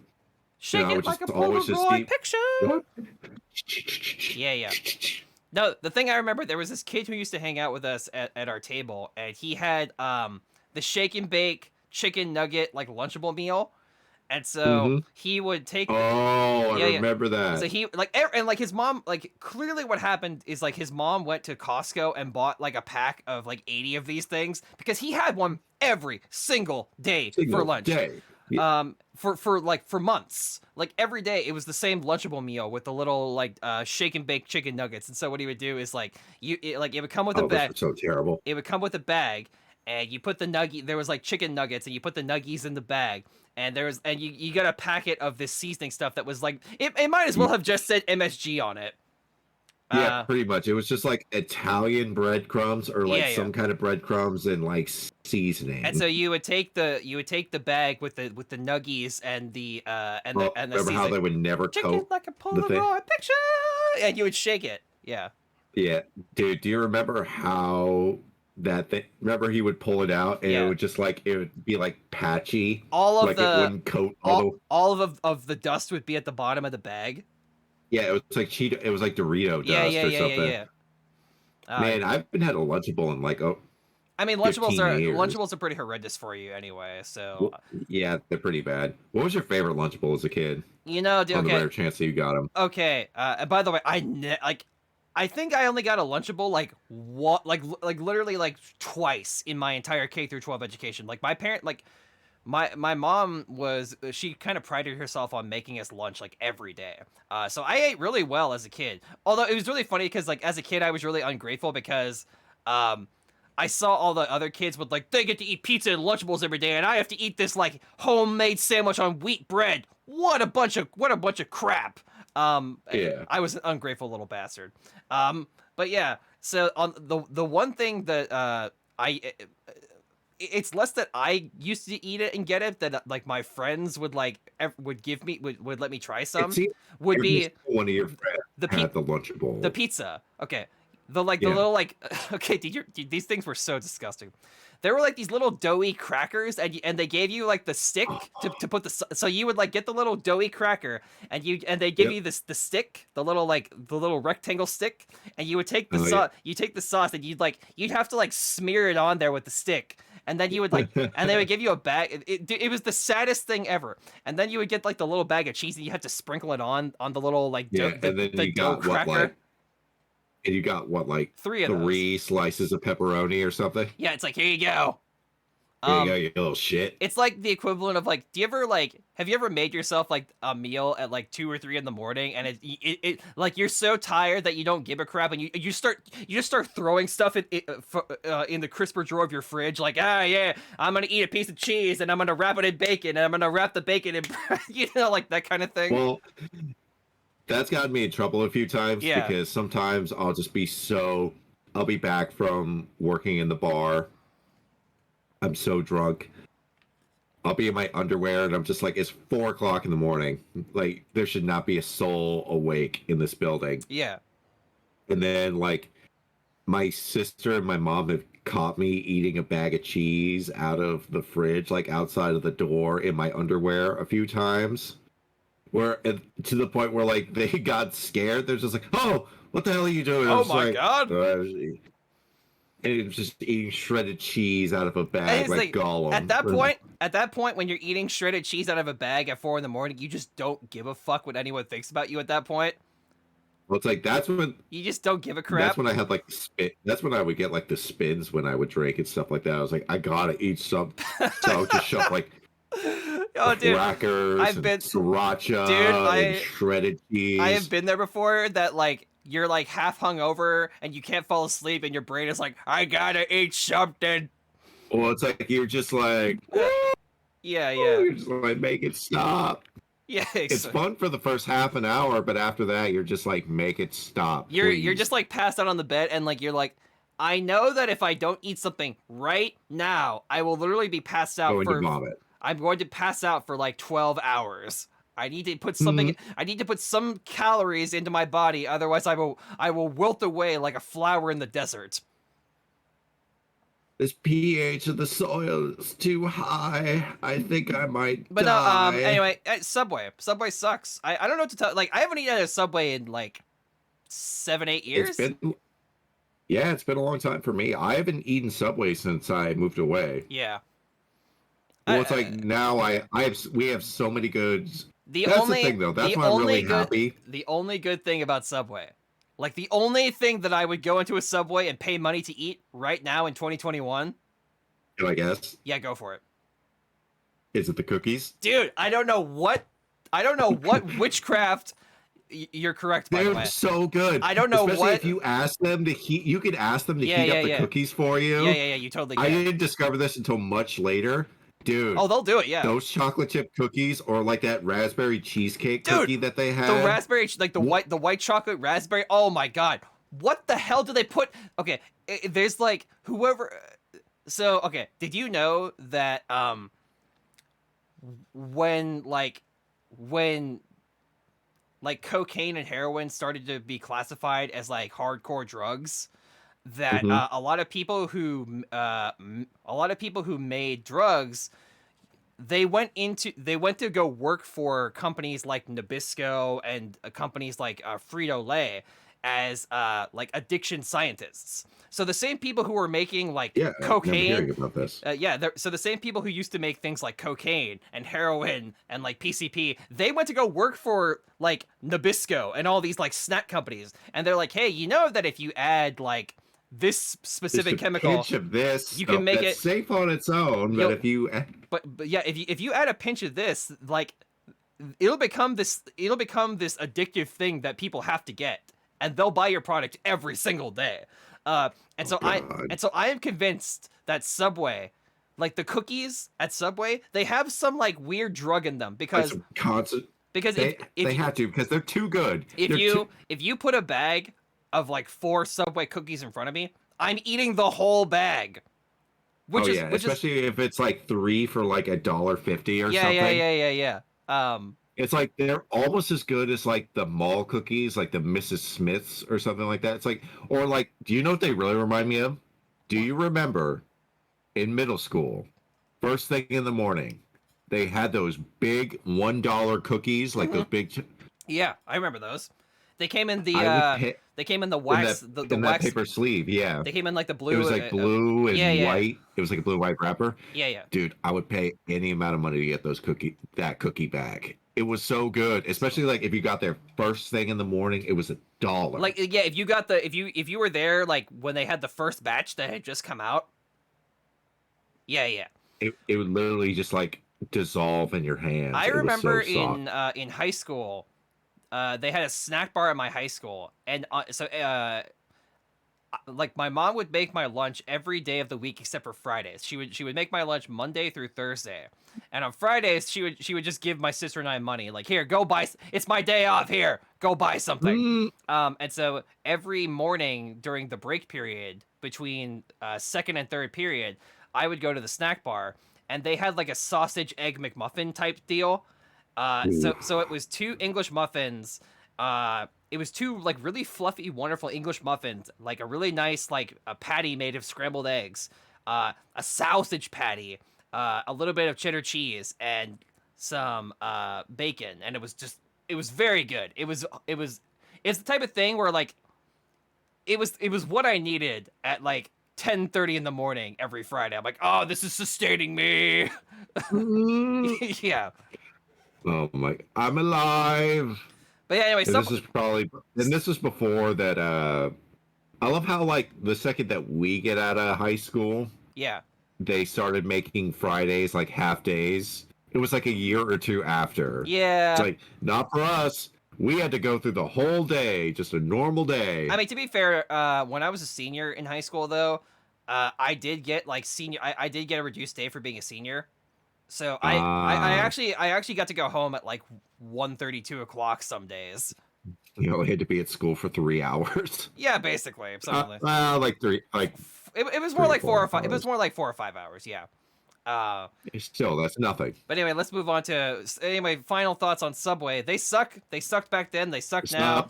Jersey Mike's and Firehouse subs all day. Yeah. Anyway, Subway, get your crap together. Stop.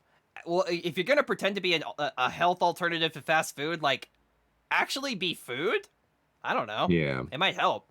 Like, listen, what the fuck was in the tuna? You can dunk on McDonald's all you want, but like credit to them, they actually are trying to. They don't claim to say like, oh, we're the freshest place around. But I mean, okay, here's the you can dunk on McDonald's and like Taco Bell, but at the very least, they are at least like adapting to the times. They know what they. Well, like they're adapting to the times, and they're trying to present like vegan, like vegan and vegetarian options, and they're actually trying to like legitimately improve the quality of their food. Not granted, not very much, but they're trying. I don't know. They're trying at least. Like they're doing it for selfish reasons. They're trying to preserve their brand, but at the same time, like they're at least trying. Dude, oh man. Dude, sometimes I try not to eat Taco Bell anymore. Yeah. Because it just destroys me every single time. But man, I would kill somebody right now for a bean and cheese burrito. I had a coworker. It's funny you mentioned the beans and cheese burrito from Taco Bell. I swear to God, this episode is not sponsored, but it sounds like this is a sponsored episode, and it's not. The beans and rice. I love if our first sponsor was Subway, and we just completely just shit on them the whole episode. There's a representative of Subway that was like watching, and they were 2 seconds away from sending us an email, and they're like, scrap the offer. Yeah, they were making fun of Jared. They went to Jared. Oh God. Anyway, no. I think I've made that. The FBI went to Jared. I think I've made that joke like 7 times now. But anyway, this is not a sponsored episode. Let's talk about another scumbag, Rudy Giuliani. Oh wait, yeah. Oh wait, I got a bit for this. Okay. Yes.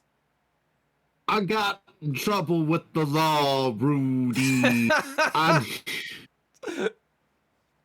I need you to help. You help Donald Trump with his troubles, and I need you to help me get out of Gen Pop, Rudy. Bill Cosby, is that you from prison? That's right. I sacrificed one of my sweaters to take over your co-host. Whoa! I need to get the message out to Rudy Giuliani. Wait, hold on, Mr. Cosby. So first of all, I have a question for you. Okay. The sweater that you sacrificed in question how ugly was it? Because I know that you love your ugly sweaters. On a scale of 1 to 10, it's about a 7.5. No, that's a commitment. I had to burn it in the toilet so I shouldn't set my cell block on fire. Didn't the toilet wasn't the water in the toilet wouldn't that make it hard to light something on fire, Mr. Cosby? I had to we were making toilet wine to suffer in silence. It was actually pretty easy. Okay. Oh. Anyway, continue your request to Rudy Giuliani. But I should warn you. I should warn you, Mr. Cosby. You might not want to ask Mr. Giuliani because he's no longer a practicing lawyer in the state of New York. Oh no. Still get the message out. Maybe he has a reference for me. Okay. Putin Pop's Majesty. Okay, I'm done. Oh, Nick, you're not gonna believe this. You were possessed By who? by Bill Cosby. Believe it or not. Ew. I don't want Cosby all up inside. Yeah, like you were talking about how you were obsessed with sweaters and prison wine. It was kind of a big deal. You don't remember any of that? Yeah. No. Oh, okay. Anyway, Oh, Rudy God. Giuliani. Our everybody's favorite melting uncle. Okay, so, before I talk about Rudy, Rudy Tuesdays. a couple of like, I decided fairly early on when we revamped the show that I was going to be less politically charged on it, just because it's something that like I don't necessarily like yelling and talking about, and I know that like maybe like other people probably don't want to listen to me yell about it either. Nick is too cool and won't ever say it, but like I'm sure that like it irritates him too. But so I decided like about halfway through our new run of the show that I was going to be less politically charged on the show and make it a little bit more fun and neutral for everybody. But I wanted to talk about Rudy. Talk about silly shit. Just talk about Subway for like 30 minutes. Yeah, exactly. But I did want to. So this is going to be a very quick aside about Rudy. Everybody's America's mayor, if you will. Maybe not anymore. Maybe not anymore though. But he was back in the day. Yeah, he was. Well, it's like credit where credit is due. He really did try to pull New York together during 9/11. In all fairness, I don't want to go into a huge like tangent about it, but there's a really great Renegade Cut video you should watch where he talks about Rudy Giuliani and his contributions to 9/11 and a lot message to you, Rudy. But yeah, anyway, a lot of the stuff that we attribute Rudy for doing actually wasn't like his doing. But anyway, I'll let you watch the Renegade Really? Cut. Yeah. There's a really check it out. Yeah, one of my favorite. I don't know why I went Bill Clinton there for a second. Oh, I don't know why either. I thought myself slipping into Bill. You know what it is? It's because we talked about Hillary last time. Oh, that's right. Hillary. Hey there, little cool cats and kittens. It's me, your favorite Uncle Bill. Here on the Weekly Chat podcast. Oh, hey, your daddy. That's pretty damn good, actually. That's right. Let me bust out the saxophone. I'm going to play the intro for the Weekly Chat, boys. Oh, God. I don't know what's going on with me today. Okay, back up from the microphone. Make All sure right. to like and subscribe for the Weekly Chat podcast. No, Bill, please. I don't want you promoting us, Bill. Oh, everybody wants a little bit of promotion. Oh, God. Get away, Bill. I think I hear Monica calling you. Get out of here. I did not have sexual relations with that woman. Yeah. Miss Lewinsky. Whatever you say, bro. It was all fun and games until he busted out the strap. All right, I'm done. I'm done. Talking about Bill Clinton for like half a second here. I honestly do feel bad for Monica Lewinsky. She did not deserve half the crap she got when it came to that story. No, she did. No, she did not. But anyway, Rudy. Speaking of just another quick aside to our quick aside. Oh, okay. Wonderful. Are you excited for the American Crime Story season about the whole Clinton Lewinsky thing? Are you excited about that? Anything that team makes, I will watch. I don't care. It's gold. Okay, but back to our Rudy. I think most people know who Rudy is, but if you don't, Rudy Giuliani was the lawyer for the former president of the United States, Donald Trump, and he was known for being, and he was considered to be kind of what's the polite way of saying it? A bad lawyer. The melting man. A bad lawyer. Yeah. Like he was real bad. He did things like the whole total landscaping Four Seasons fiasco right after the election.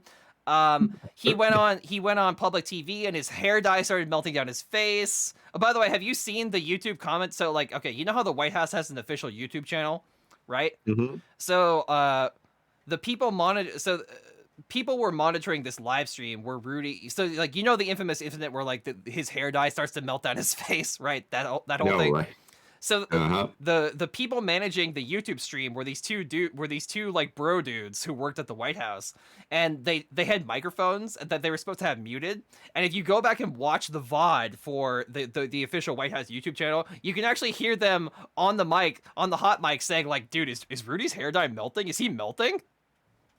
Like, even the people who were monitoring the broadcast were like, "Is this for real right now?" It's like, aren't you supposed to do that like the day before the big thing, so like it dries and sets? I don't know how hair dye works. But also, like, he's just a weird gremlin, man. I don't know, like, he's just a guy. He's just he's bad at doing crimes. Is the thing. Like, not only is he like an out and out criminal, he's just a bad criminal. Like, you know. Yeah. He married and like. It's like you don't need. A Saul Goodman, he ate. It's like, you don't need a criminal lawyer, you need a criminal lawyer. Except he's like, okay, he's like Saul Goodman, except like terrible. Like, yeah, he is to Saul Goodman is what so like Joe Goldberg from You is to Dexter. Yeah, exactly. He's basically that, but shittier. But like, do you remember that one time that he accidentally butt dialed CNN on one of his cell phones and like left and basically like incriminated himself with a bunch of evidence? Yeah, he Mark Ruffalo'd himself. Like what and of course the whole total landscaping 4 seasons thing. But anyway, that's not the reason. That was so funny. I was like, this has to be an Onion article. No, that was the thing, right? Everybody thought the same thing. Like, this is not real, right? Like, this is a joke. This is an SNL skit, right? Well, it's like, and what's funny is like, as the thing goes on, and then the election was called for Biden during that whole thing, and they were just like, who won? Who reported it? And then like all the reporters that were there at the 4 seasons, Biden won. Yeah, I know. No, they were just like, they all went like, if you watch the video, it's like, who called it? Who called the race? And all the reporters are just like, everyone. Right. So I remember the part where he asked like, yeah, who called it then, huh? Who called the election, huh? And it's like CNN, Fox, MSNBC, like all they're listing off all the networks, and he goes like, "Oh, all the networks." Do you remember where he like raised his hands in the air and said, "Oh my goodness, all the networks"? Yeah. What if he was just like, I'm gonna be in so much trouble. You can literally see him like becoming unhinged on live television. He already looks unhinged. No, but I mean, like, you could see him like go from like 0 to 100. Like, he knows that he knows that he's a lobster about to be dropped into a boiling pot. Yeah, it's gonna be pretty bad for him. But no, and also before I talk about what this topic was originally about, I saw Borat 2 a couple months ago. Oh yeah, I still need to watch it. Here's the thing. I saw the main reason I watched Borat 2 is because I had heard that it was much better than the first movie, because like I hated the first movie. Yeah, you did not like it at all. Sacha Baron Cohen and I are very like, I feel like a lot of the time you're like oil and water. Yeah, like you don't jive well. I don't jive with his work a lot of the time. But it's a weird relationship though, because like, when I see something like The Dictator or Borat, I recognize that like, oh, okay, this guy's really good at satire. I just don't like his version of satire. But here's the thing, Borat 2 is a great movie. Like, I don't know what happened between the first. I don't know what happened to Sacha Baron Cohen between the first movie and the second movie. But like, this movie is like really smart and really punchy, and it features Rudy Giuliani in it. Have you have you seen the movie, or like You saw the clip. I've heard about it. Yeah, I've heard about. Did you see? Yeah, I've heard about the clip. Yeah. Okay, so there's a part in the movie where Rudy Giuliani, where Borat and like his daughter, played by an actress whose name I don't know off the top of my head. So like the plot of the movie is that Borat has to go to America during the election, and during the pandemic, and during like the election, and he has to deliver a mail order bride for Mike Pence, so that way that his country can be in good standing with the Trump administration. And so oh my god! And so he actually goes to like one of the CPAC events where Pence is, and there's a clip of this too where he goes and like he walks in and is like, "I'm here to give you this girl." Like and all these like conservatives are like, what? And even Mike. I didn't know it was Tuesday already, Earl. Yeah, exactly. No, that's next week, Timon. But so once that fails, the plot of the movie basically devolves into like, if I can't give this mail order bride to Pence, I want to give it to Trump, and I guess I'll deliver it through his lawyer, Rudy Giuliani. And so they convince Giuliani that the daughter is like a journalist from like a conservative newspaper or like a conservative website. And so Rudy gives her this interview, and then she proposes that they go into, and so this interview takes place in a hotel room where it's just the two of them alone. And so the actress in question, remember this. So the actress in question is like, I think she's like 24, 25 years old or something, but her character is supposed to be like 16 years old. And she even Wait, how old? 16. 16. No. And so she like proposes that like, and she even tells him like, yeah, I'm like 16. I'm like, but I really like your work, Mr. Giuliani. And so she like proposes that they go into the bedroom and start having sex, and then they're interrupted by, but then like Sacha Baron Cohen comes in and interrupts them. It's really funny because he comes in like half naked. And it's like, no, don't do it, dude. She's too old for you. Anyway, but yeah, if you watch the video, Rudy is in the process of like, he's on the bed, and he's like in the process of pulling his pants down. I've seen that with the mirror. Yeah. Oh god. And like, he literally caught him with his pants down. If Sacha Baron Cohen didn't run in the room, he was about to go, and he was gonna go the distance to he was gonna go for it. Oh no. But anyway, so Rudy is just a never-ending barrel of embarrassment. So much so that his law license in New York is suspended. Now that doesn't surprise. Now here's the thing. So we're making fun of Giuliani on the show because he's very easy to make fun of, and he's a buffoon. However, it should not be forgotten that this guy for months spread QAnon lies. He helped encourage the January 6th insurrection attack on the Capitol. He lied about he perpetuated the election fraud lie. He encouraged people not to vote by mail. So we're making fun of him, but make no mistake, he's a criminal. Like, he is a scumbag human being. Like, Nick and I we're poking fun of him at how much he's a buffoon, but make no mistake, he's a criminal. Like, a criminal. You've been hit by, you've been struck right, a melting criminal. But, yeah, I guess New York finally decided, hey, you probably shouldn't be a practicing lawyer anymore. And so, as you might imagine, his son and, like, all of these people, dude, I feel so bad for these people. They actually started, like, a GoFundMe for Rudy Giuliani, who, by the way, is, like, who's pretty much a millionaire. Like, he's not a poor guy. I was about to say, I thought he still had millions of dollars left over. He's a millionaire. He's not poor. And people were like, creating GoFundMes for him about like, we have to save Rudy Giuliani, who's a true American patriot. I feel so bad for these people, dude. I feel so bad for these people. That's what happens when you open up somebody else's wallet. But here's the thing about Rudy Giuliani being suspended, right? He has not been disbarred. So when you're a lawyer, there's two levels of discipline and punishment, right? You can be disbarred, which means you can't practice anywhere at all. Nope. And you could be suspended. A suspension is basically like a temporary ban from practicing to be a lawyer, which means that he can appeal the suspension, and after the time period passes, he can, in theory, go back to practicing. Well, it's like, that's the thing, though. It's not I that thought he's that gone. he was not like, before he got involved with the Trump administration, I thought he was kind of like semi-retired from being a lawyer. Well, here's the thing. So he was the mayor for a while, and then I think he started to become like a private lawyer. And then when the Trump administration came around, I think like Trump asked him like, "Hey, do you want to be my criminal lawyer?" Basically. Like, criminal Hey, lawyer? do you want to be my guy who gets rid of all the stuff in my way? Except Rudy, again, we talked about this earlier, but Rudy is just a terrible lawyer. He's bad at being a criminal. He's bad at being a lawyer. He's bad at talking to reporters. He's bad at being on live TV. He's a buffoon. He's a complete doofus.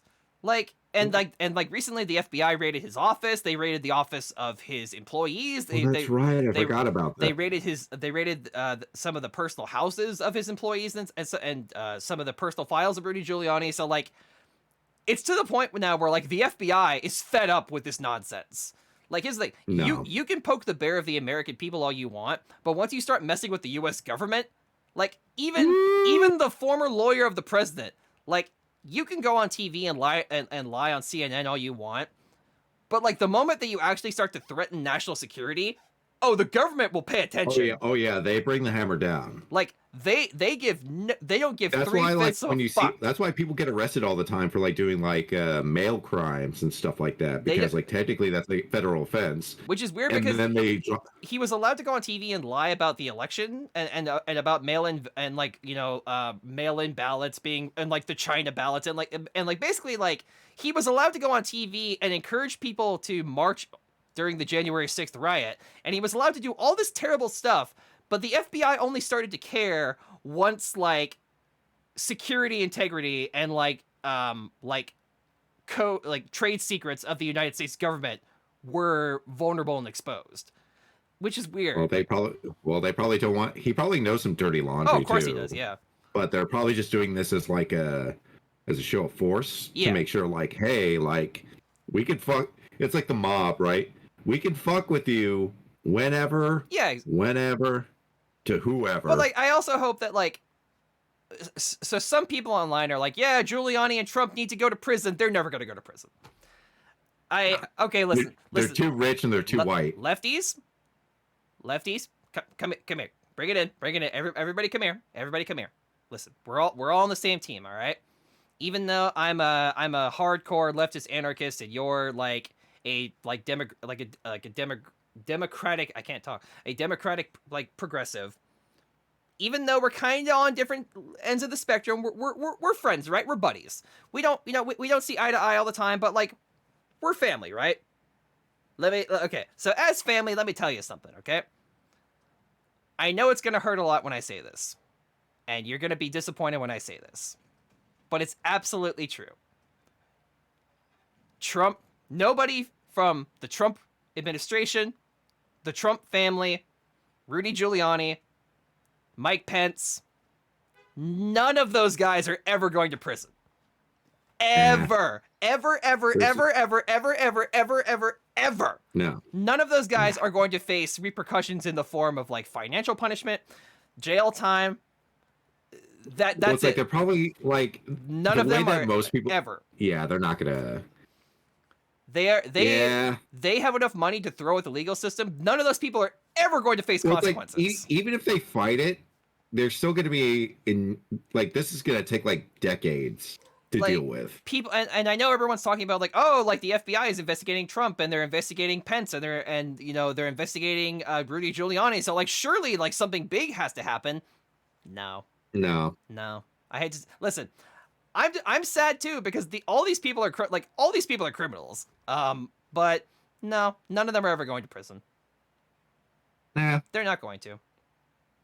They're never going to face financial consequences. They're never going to go to prison. They're never going to get like restraining orders. They're never going to get banned from government. Nothing's going to happen to these people. And I know, and that's heartbreaking. I know. I know me saying that it's heartbreaking, but it's the truth. But it is the truth. I'm sorry, guys. That's the world. That's the world we live in. I'm sorry to say, Rudy. But anyway, yeah, we made it. We made fun of Rudy enough. All right. But also, one last thing.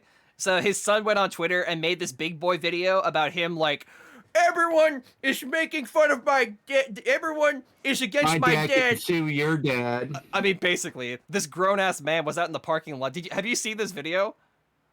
No. So you know how like models on Instagram, they do that thing where they have their phone and they point the camera like up like this. Oh yeah. Imagine a whole vlog like this. Hi guys, my dad Rudy Giuliani was being falsely accused by the U.S. government. Like the whole vlog was like the whole video was like that. Or it's like it's super close for some reason, like this. So it's like my dad's being persecuted. Yeah, exactly. Like, this is bullshit. We got it. They're always like super shaky with the camera. This is probably very uncomfortable. But yeah, okay, you're right. We're done with Rudy. We're done. All right, we're done. All right. Do you think we're stupid? Do you think we know that you oh wait, I fucked up the quote. I don't know. I was trying to do that one Rudy Giuliani quote. You think? Oh yes. Do you think we're stupid? Do you think we're fools? Yes, Rudy, I do think that. Anyway, moving on. Moving on. It's in the realm of the PC landscape, there's something big happening right now, and that is the Steam Summer Sale. Vacation's all I ever wanted. PC games gotta get away. That's right. PC Steam games to drain your wallet. So, but yeah, the summer sale's going on right now. Have you picked up it? Yes. How many schmeckles did you save? 1,000? 3,000? I bought. So here's what I've bought so far. I bought games for a couple of friends. I bought Hollow Knight. I bought Hollow Knight. I bought Fallout 4 Complete Collection. Very nice. You poor bastard. And I bought the Stanley Parable. Those are the things that I bought for myself so far. You poor faceless bastard. I can't believe you actually bought. I'm buying Fallout 4. I want to see if it's as bad as people say it is. I have to see. I have to know I have to know if it's as bad as people say it is. And it was only $20, so even if it ends up being a complete turd, I only spent $20 on by the way, it was $20. What's the thing of a Fallout? It had all the DLC, and I can mod it. So yeah, we'll see. All right, have fun with that. Have fun having some guy harass you to get back to the settlement. Oh really? Oh no. Oh yes. Oh no. You're telling me there's some guy on my Pip-Boy that's like, get back here. No, he'll come and find you. Okay, great. I'm looking forward to it. Okay, you're not ready. Like even if you're in Illidan Storm Rage, you are not prepared. Like even if you're like balls deep in one of the abandoned vaults or whatever, the guy will find you. I think so. Yeah. You need to come back to the settlement. What are you doing here? Why don't you defend the settlement so goddamn much? If you love the settlement so goddamn much, why don't you get up on the guard tower? But yeah, I received some of the games that you sent out. Thank you very much. Yay! I'm happy because it's almost your birthday, so I figured like we got to pregame this guy with some birthday games. Hey, yeah, you got me Code Vein, the Nunnery games, and what was the other one? Oh, Star Wars. Oh yeah, Knights of the Old Republic 2. Yeah. Electric Boogaloo. No, that one's a good one. But anyway, dude, you should play Knights of the Old Republic one of these days. It's so good. I have here a GameSpot article talking about the Steam Summer Sale, and this is some of their highlights of games that are currently on sale right now. Battlefield 5 Definitive Edition is $12. Control Ultimate Edition is $16. Dark Souls 3 is $15. Death Stranding, which I've been curious to try Death Stranding for a while. That one's $24. The Elder Scrolls Online is $8. Everspace 2 $32. Hades, which is apparently a very good game. Hang on 1 second, folks. Is $17. Half-Life Alyx is $36. Halo: The Master Chief Collection is $20. Horizon Zero Dawn: The Complete Edition is $30, which, like, man, I've heard that game's good too. It Takes Two is currently $30. Little Nightmares 2 is $24. Mass Effect: The Legendary Collection is $49.79, basically $50. Near Replicant is $45. The Outer Worlds, not the Outer Worlds. The Outer Wilds is $15. Outriders is $39. Persona 5 Strikers is $40. Rust is $20, down from $40. Sea of Thieves is $26. Sekiro Shadows Die Twice is $30. And Yakuza Like a Dragon is $39. So those are just some highlight games. I guess while Nick is gone, I'm just going to very briefly... I wanted to talk about... since we're talking about video games here for a minute, I wanted to talk about... I finished a game that I talked about last week. World's End Club. Yay! I finished it. And so last week I talked about how World's End Club is from director Kentaro Uchikoshi, and his name is Kazutaka Kodaka, who is the guy who is the director of Danganronpa. And they worked together on this project as a collaborative project, and I said that it was very much not like either of those two franchises. And I finally beat it the other night. So, excuse me. So, I guess comparatively speaking, it's less like Danganronpa and Zero Escape, which are murder mystery games, and it's more of a it's a hybrid visual novel / 2D platformer. And it's a puzzle platformer, which is a weird combination. But what I like about it is that, unlike something like Mario or even something like Mega Man Zero 2, is that comparatively speaking to other 2D platformers, World's End Club is one of the most forgiving games I have ever played in my life. Hello, I'm very briefly talking about World's End Club here. You okay? Yeah, the cat's got into the recycle again. Oh, no. Yeah. But anyway, I was just briefly talking about... I talked about all the stuff that was on the Steam sale, and then I was briefly talking about my experience with World's End Club. So World's End Club is one of the most like forgiving games and generous games I have ever played when it comes to save points and when it comes to quick saves. Because there is no save function in this game. You cannot save this game. Everything is saved for you. So, like, take a step, it's saved. Yes. Take another step, it's saved. Yeah, so, like, when I first queued up the game, I was really surprised because I'm like, how do I save? And it just turns out that every time you do something, the game saves. If you die, you basically get to go back, like, a few steps from where you were. Like, this is one of the most generous, forgiving games on the planet. This is not, like, Sekiro or whatever. Like, it's almost impossible to lose this game. Which is weird because it has two difficulty settings. It has normal and easy. I can't even imagine how easy the easy mode. Like the easy mode must be. The game just plays itself. I mean, basically. I played it on normal, which is the hardest difficulty, and like I felt that the game was one of the most forgiving, like easygoing, forgiving. Like I was playing it in bed. Like I was casually playing this in bed. That's how like casual I was playing this. There you go. But what I like about World's End Club is that it's probably one of the most wholesome... It's a very, like, wholesome, feel-good game. It's not a hard game. It's not, like... The story's not especially complicated, but it's got a lot of heart, and it's just, like, a humble... I don't know. It's, like, a very, like, humble game, and I like stories where kids get to be the heroes. I think that's, like, a really cool genre. I think... So it scratches that Pokemon / Digimon vibes. Yeah, and like there's like some science fiction stuff, and it is, and okay, and it's got your favorite genre in it: kids trapped in a basement, or a cruise ship, or a skyscraper, and they have to solve games only for the first hour of the game, though, and then after that, it's nothing like that. Yeah, see, and very Stephen King-esque. We talked about that. Actually kind of has a happy ending. We talked about this last week, but yeah, that's only for like the first hour of the game, and then afterwards, it's the whole game is like a road trip. Basically, it's these kids going from one part. They're basically going from the southernmost part of Japan to Tokyo, which is like in like the northern part of Japan. And so the whole game is essentially like a big old road trip. Them kind of going from point A to point B, discovering vacations all I ever wanted. And like the central premise of the game is that these kids like wake up in this underground aquarium and they have to like get out. And once they get out, they realize that like everyone on Earth is just gone. So it's like Left Behind by Nicolas Cage. Yeah, basically. They come back to the surface and they realize like everyone's gone. So they go from city to city and there's nobody.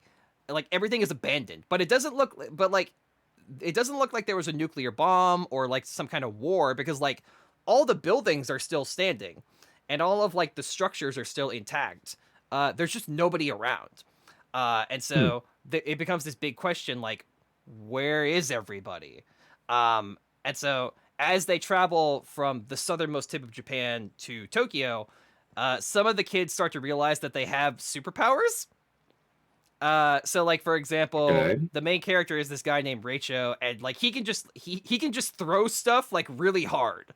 So like he can take like a baseball and like so he's like Bullseye from Daredevil. Yeah, exactly. He's like Bullseye from Daredevil, and like that guy, one of the psychics from Yu Yu Hakusho, the guy called, and I think his name is actually Bullseye or something. Or no, sorry, Sniper from Yu Yu Hakusho. He's like Sniper. He can take like a normal household object and just like throw it really hard. And like another one of the other characters, Tatsu, can like turn into a Power Ranger and gain like electricity powers. Oh, that's pretty cool. Although it's really funny. So like the whole point of Tatsu as a character is like he's the nerd of the group. He's the nerd. So he's like the goody two shoes nerd, and so everybody makes fun of him for being a goody two shoes. But when he puts on when he gets his superpowers, he basically becomes like a degenerate. Like he's constantly like insulting people and like, screw you. So he's like Escanor? Yeah, basically. Yeah, that's a good comparison. It's basically like Escanor. Like, when he puts on the suit, he goes from being this, like, really nice little, like, quiet nerd to this, like, really bombastic, like, hey, screw you, ugly! You guys are jerks. Exactly. And then there's... And so similar to Uchikochi games and Danganronpa, it's a whole situation where it's like, some of these characters that we've come to... Some of these characters we're following are not who they seem to be. Mystery and intrigue. And so that's kind of like the premise of the game. And so as you go from location to location, you have to do some platforming using the superpowers that you get. And some of them are really cool. So there's this character, Jenna, who's basically like a gymnast, and her power is called Gravity Flip, where she can like basically she has like a 0G thing where she can like go and like stand on the she can like float up and stand on the roof of buildings. So, like, she can walk around, like, there's a lot of, like, cool platforming involving her, like, basically being magnetized to the ceiling and, like, walking across spikes because on the roof. Okay, that's pretty cool. But it's very, but yeah, I'll stop talking about it now, but I just beat it the other night, and I wanted to talk about it when you walked away real quick. You want to gush about it a little bit? Yeah. I needed to fill dead air, and I was nervous. It's okay. But yeah, I actually started playing Code Vein the other day. I have it downloaded. And I played it for like 3 hours straight because I was just like, I'm not going to lie, I was pretty intoxicated when I was doing it. I was just like, nah, it's fine. So I ended up getting lost in this like the beginner labyrinth for like 3 hours. Like, where the fuck am I supposed to go? Thankfully, I leveled up quite a bit though. But dude, it's so good. It reminds me a lot of Remnant and Dark Souls, but it doesn't make me want to kill myself. And also, because I really hate myself, I reinstalled Escape from Tarkov right before the next wipe. You actually saw me play it the other day, and I'm just like, what do I do? I kept thinking to myself, like, God damn it, why the hell do I play this? That's how I felt. That's kind of how I felt when I was playing, like, Hearthstone back in the day, where I was and stuff like, and that's also sometimes how I feel when I play Fire Emblem Heroes, when I'm trying to do some of like the Grand Hero battle maps, where they make the maps as like frustratingly difficult as like, it's not that they're hard maps, they are, but like, it's just that like they basically create scenarios that force you to use dirty tactics. Like, instead of like using your favorite, like, instead of being like, oh yeah, use 4 of your favorite units to beat this map, no, like, it basically requires you to be like, well, I guess this is another Grand Hero battle map. Time to cheese. It's time for me to use Reinhardt and 3 dancers again. That was fun. I sure did. Did you hear that they have like some big announcement coming up for Hearthstone? Oh, they're like making a big scene about it. Oh, I don't know, man. I haven't cared about Hearthstone in months. Like, honestly, honestly years. But it's been years, yeah. Good for them, I guess. I know. I haven't even played Gwent in a minute. Yeah, I actually want to get back into Gwent because there's a new set coming out. Oh, there is? Yeah, like, honestly, I like Gwent and I would play Gwent. The only problem is like Gwent is like a little too time consuming. It really is, yeah. And like, sometimes I like the game. I really do. And I think that, honestly, the monetization compared to most other free-to-play games is like pretty fair. It's pretty generous. It's pretty fair in all honesty. And I would play it. It's just like I only have so many hours in the day. Exactly. Yeah. One thing I think we should play, we should get into that Magic Online one of these days. Oh, I've been itching to play some Magic the Gathering. I've been meaning to, like, for years now. I've been meaning to get into Yu-Gi-Oh! Duel Links. I'll play some Duel Links with you. I'll play some Yu-Gi-Oh! I want to get into it, but I already have one gotcha game that like has me by like the balls. I don't want to do like another one. That's why I'm so afraid of like playing Fire Emblem Heroes. Oh wait, I didn't say it too loud at like 3 o'clock. Heroes. That's the one thing about that game. Yeah. There's a few louder things in the universe. Oh God. C4, a pound of C4 going off. When you drop a shampoo bottle in the middle of the night, in the shower. And then there's Fire Emblem Heroes when you sign in at 2 o'clock in the morning. Dead quiet. And you think you have it muted, but actually no, it's loud enough for a concert speaker. Holy crap! Especially because they have like. Here's the thing. So when you queue up the game, they have like 4 different audio clips of like, so one of the characters will say Fire Emblem Heroes, but for some reason, so one of the main characters in the story is her name is Sharena. She's like she's the princess of Asker, and so her whole character is that she's like very like bombastic and like very open. She's like, let's be friends. But so her character is like very like bombastic, and so when you start the game and the game decides to load her audio, I think that they fucked up or something because they increased the audio pitch. So like the other characters will be like this. It's piercing. It hurts my ears. So the other characters will be like Fire Emblem Heroes, and like Alphonse will be like Fire Emblem Heroes, and then when you get Sharena, she'll be like Fire Emblem Heroes. Well, it's like, here, let me let's see if I can do it. Okay. Let's see if I can pull it. Oh God, I have no idea where it is. But it is. But Nick is not exaggerating. It is like. Oh, it didn't do it. It pierces the. Now it doesn't do it. Like honestly, if you get Sharena's audio when you start the game up, it can break the sound barrier. Like especially it is so damn loud. Especially if you're in a really quiet place in the dead of night and you open up your phone to get your dailies or whatever. There's a possibility that you open up a time bomb and it's just like Fire Emblem Heroes. Well, it's like I've done that at dinner. Yeah. Like I'll be in the middle of dinner with family, and then I'll just like, oh, I got to sign in and get my dailies, and then it just explodes, and I'm just like, oh my God. Oh God. And like, there's nothing more like embarrassing being in public, like on the bus or whatever, or you're just walking down the street and like everyone is like, oh, that guy's a weeaboo. Cause I'm a weeaboo. We love you, Joshi. Did you have any more highlights to talk about with the Steam Summer Sale? Oh yeah, there's a few good things. Oh God, I want to buy so much crap right now. Oh yeah, me too. Holy crap! Oh look, I pulled your son. Is that Aries? No, it's a Zeke, a 5-star Zeke. Oh nice.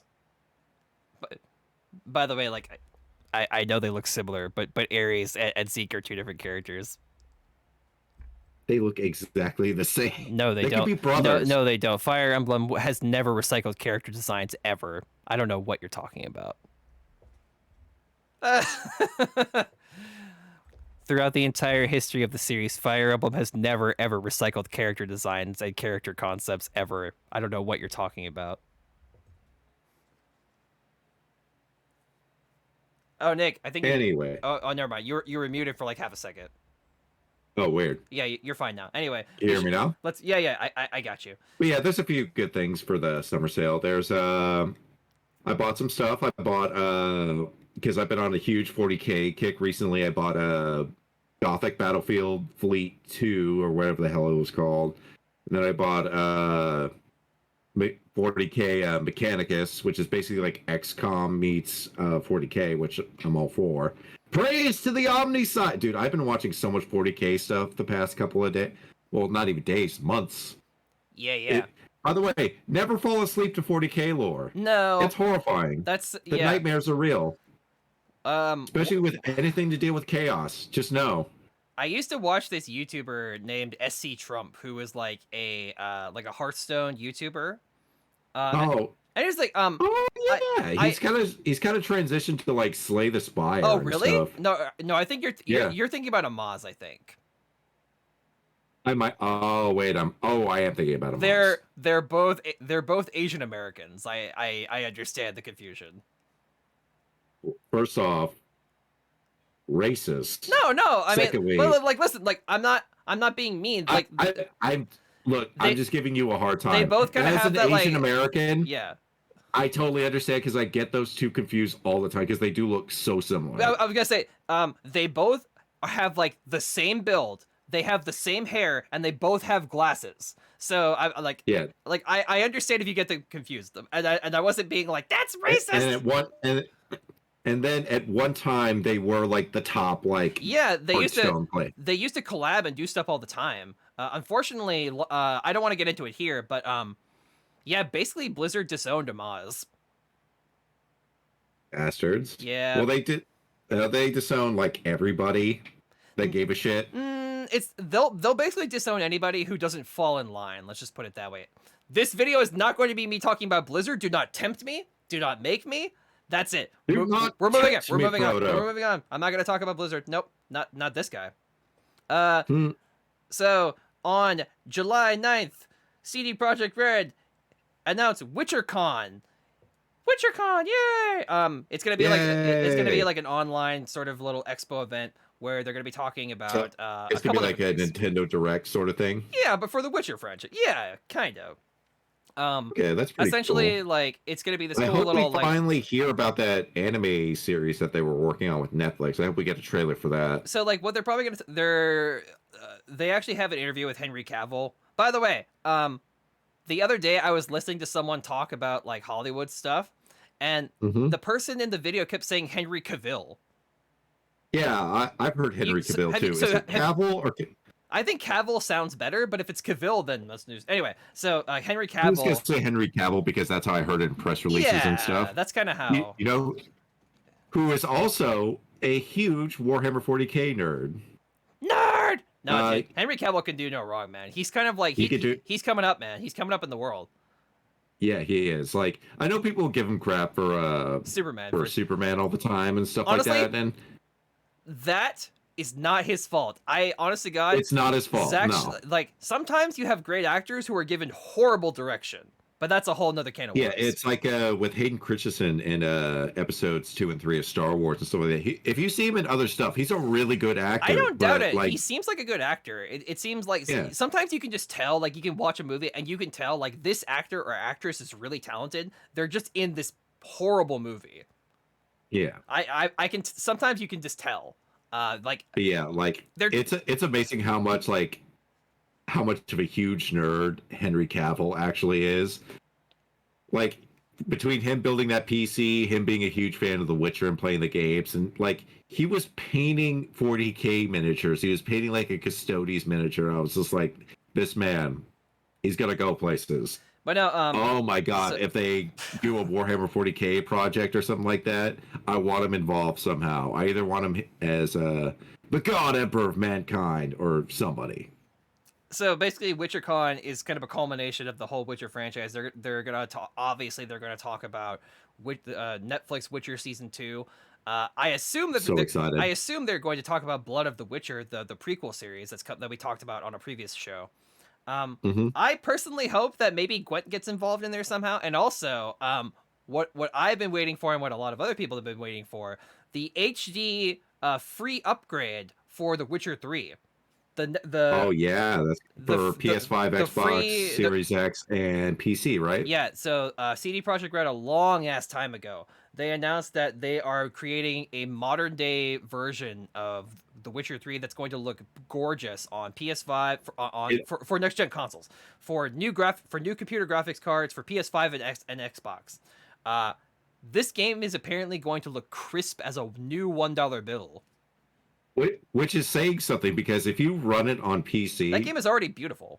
Like it runs even at high. That's what I'm worried about. Not even ultra. I'm worried that it looks so crisp. That's what I'm worried about though. Is I hope that because I hope that the upgrade doesn't make the game like 800 gigabytes or something. I mean, aside from push aside the whole Cyberpunk 2077 shtick. when it comes to like Witcher and stuff, they typically have their ducks in a row. I don't know if it's like the different team or whatever, but like even if it was like an extra 25 gigabytes or something like that, like surprisingly for Witcher, how good that game actually looks. It's only like 50 gigabytes or something. If it was another 25 gigabytes, that would be fine. Yeah. However, if it was like 150 or like 200 gigabytes, I might be like, Gotta put that ray tracing in there, even though ray tracing is total bullshit. What about all those 4K textures that you can't see unless you have a 4K monitor? I don't have a 4K monitor, so it's lost on me. That's what I'm saying. Yeah.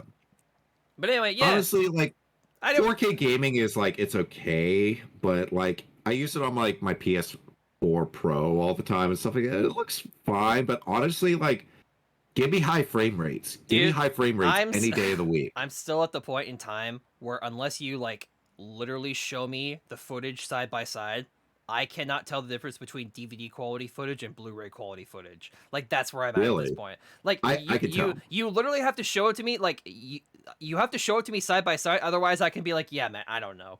It's like the people who claim that they can tell like what Coke. You know how they do those blind taste tests where like they give somebody 2 paper cups and one is filled with Shasta Cola and one of them is filled with Coca-Cola and like, oh, I can tell the difference, and they can't. I can tell the difference. Of course, it does have a slight. Of course, you can. What is that supposed to mean? I was trying to prove a point. You're like, I can totally do it. I can totally do it. All right, fine. Next episode we'll do blind cola. Next episode we'll have the taste. Blind cola taste test, extreme cinnamon food challenge. You know what? In fact, this whole podcast is going to become a prank show and a ridiculous challenge show at this point. We're like, listen, the era of talking about games, movies, media, and our day-to-day lives is over. All we're gonna do is the ice bucket challenge and the cinnamon challenge. We're gonna eat durian fruits. No, I am never doing that cinnamon challenge ever again. We're gonna chug an entire bottle of Hot Ones hot sauce on stream. That's the all we're doing. That's all we are from now on. We're a prank show. I don't want to. And then when we're still recovering. And then when we're not doing that, we're gonna be pranking people. We're gonna go out on the streets and like punch people in the face and be like, "It's a prank, bro. It's a social experiment, bro." You can do it, and I'll record. No, I'll be the camera guy. You're contractually obligated. You're gonna be part of my extreme hilarious prank show. And then check this out. We're gonna collab with the Paul brothers, and we're gonna be Mavericks. Mavericks. Come on, let's go. Mavericks. No. You just don't understand, Nick. You're not a Maverick. Now, excuse me. I'm gonna drink this Bang energy drink. No, I'll be Iceman or Goose. No. You're not. This isn't Top Gun, bro. This isn't Top Gun. You're a Maverick. It's a lifestyle, okay? It means you don't take shit from anybody. Apparently not. Wait. Who's the last guy that they boxed? Right. Floyd Mayweather. Yeah. Oh, just hug it out. You brought up a good point to me, right? And I didn't think about this until you brought this up, but you're exactly right. Those two walked away from that fight with so much money. They made so much money. Honestly, again, I hate Logan Paul. I don't hate Logan Paul. I dislike Logan Paul. But you can't deny that he's at least very indifferent. I very much dislike Logan Paul, but you can't deny the fact he's a good businessman at the very. You can't deny that he's a good entertainer and a good businessman at the very least. Yeah. Now, did you see when I say the fight at the beginning when he walked out with like that? It was like a $100,000 like holographic Charizard encrusted with diamonds. What? No, that sounds stupid. It literally looks like a pimp chain, but like at the center, it's like a diamond-crusted holographic Charizard from Pokemon. Yeah, that's stupid. Whatever, Logan Paul, you're a real maverick, man. Like I was joking earlier about the whole maverick lifestyle thing, but his whole outlook on life, where he's like, oh, you have to be a maverick and not take shit from anybody, and you just have to like basically what being a maverick is, according to the Paul brothers, is like be an aggressive alpha male dickbag to literally everyone in your life, and if you don't, you're a beta cuck male. Well, it's just like this is what I told you earlier. It's just like. That's the thing, though. They're such good businessmen. Oh, yeah. That, like, They want you to hate them. They are the wrestling heels. Oh no, yes, of course. You're right. Every time, like, we're talking about it right now, and if they'll never hear this. But it's just like, yes, talk more shit, get more traffic. Look, we probably just made these guys like $5 just somewhere, just talking about them right now. You're exactly right. That's the worst part. You're hitting the nail on the head. This is like, oh god. All right, let's move on. Let's not make these guys any more money. They're dumbass they're dumbass geniuses, if that makes sense. Yeah, that tracks. That really does track. The dumbass genius. Well, it's like, that's the name of this episode. Is the dumbass genius. The dumbass geniuses, baby geniuses. All right. So we got WitcherCon. I'm really excited. Yay. I want an episode where like they just acknowledge that Gwen exists, or like they have Henry Cavill play Gwent. That would be pretty fun. Like that'd be so much fun. That'd be so much fun. Or like, I don't want a whole episode dedicated to it. I just want like a little moment where like Geralt and him and Dandelion are just flipping some cards over. They're in the episode opens and it's just them like playing cards, and Geralt is like, how do you remember all these rules? This sucks, and he just throws the cards on the table. Like that's all I want. Like come on, Geralt, it's not that hard. I just want one moment where they just kind of acknowledge that the game. Like I don't want a whole episode. I just want like one little moment where like yeah. Well, Dandelion, I'm about to send your ass to the Shadow Realm. Cross over to the Shadow Realm. He was talking shit. Okay, one more thing until we get to like the spiciest part of this whole episode, because yes, there's a spicy part of this episode that I couldn't. Oh, we have a spicy part of them. There's I don't know. We're pretty spicy right now. I'm really heated right now. I know. I'm really hot. When you're a maverick like me, every part of your life is red hot. You see, you're doing it again. You are doing it again. What are you talking about? I'm just being a maverick. We are making these fuckers money somehow right now on this show. You just don't understand what it is to be a maverick, bro. That's another $5 we just made them. Okay, moving on. There's one last thing before we get to I don't know how, I don't know where, but we just made these fuckers money somehow. Ugh, looks like him. Oh god. I hate everything. Oh, fuck. I hate everything. John Wick 4 is starting to film, which is great. Except for the fact that I personally thought John Wick 3 was pretty mediocre. It's okay. Like it really fizzles out at the beginning. Yeah. Near the middle part, and then like. Did we watch that together, or did we watch that together, or no, we did. No, we did not. Okay, that's that was the only one that we didn't see together. We saw the first one together. We saw the second one together. Yeah. I remember seeing the third one alone. Okay, it was like $6. It was like $6 a day over at the movie theater or something. But yeah, I'm excited. I was actually just looking up. It's like, do you know what 3-gun is? No, what is that? 3-gun is a type of firearm sport where it's like you have 3 different guns and then you run through a obstacle course, just shooting different colored targets and stuff like that. Oh, okay, yeah. And that's how Keanu trains for the John Wick movies, and he's like scary good. He runs through the courses like 16 seconds flat with like 3 different types of firearms. It's really cool to watch. I'll send you the video one of these days. I know Kung Fu, but it's awesome. But yeah, for 3-gun, you use like an assault rifle, you use a shotgun, and then you use like a pistol or something like that. And you have to swap between them like Call of Duty or something. Call of Duty.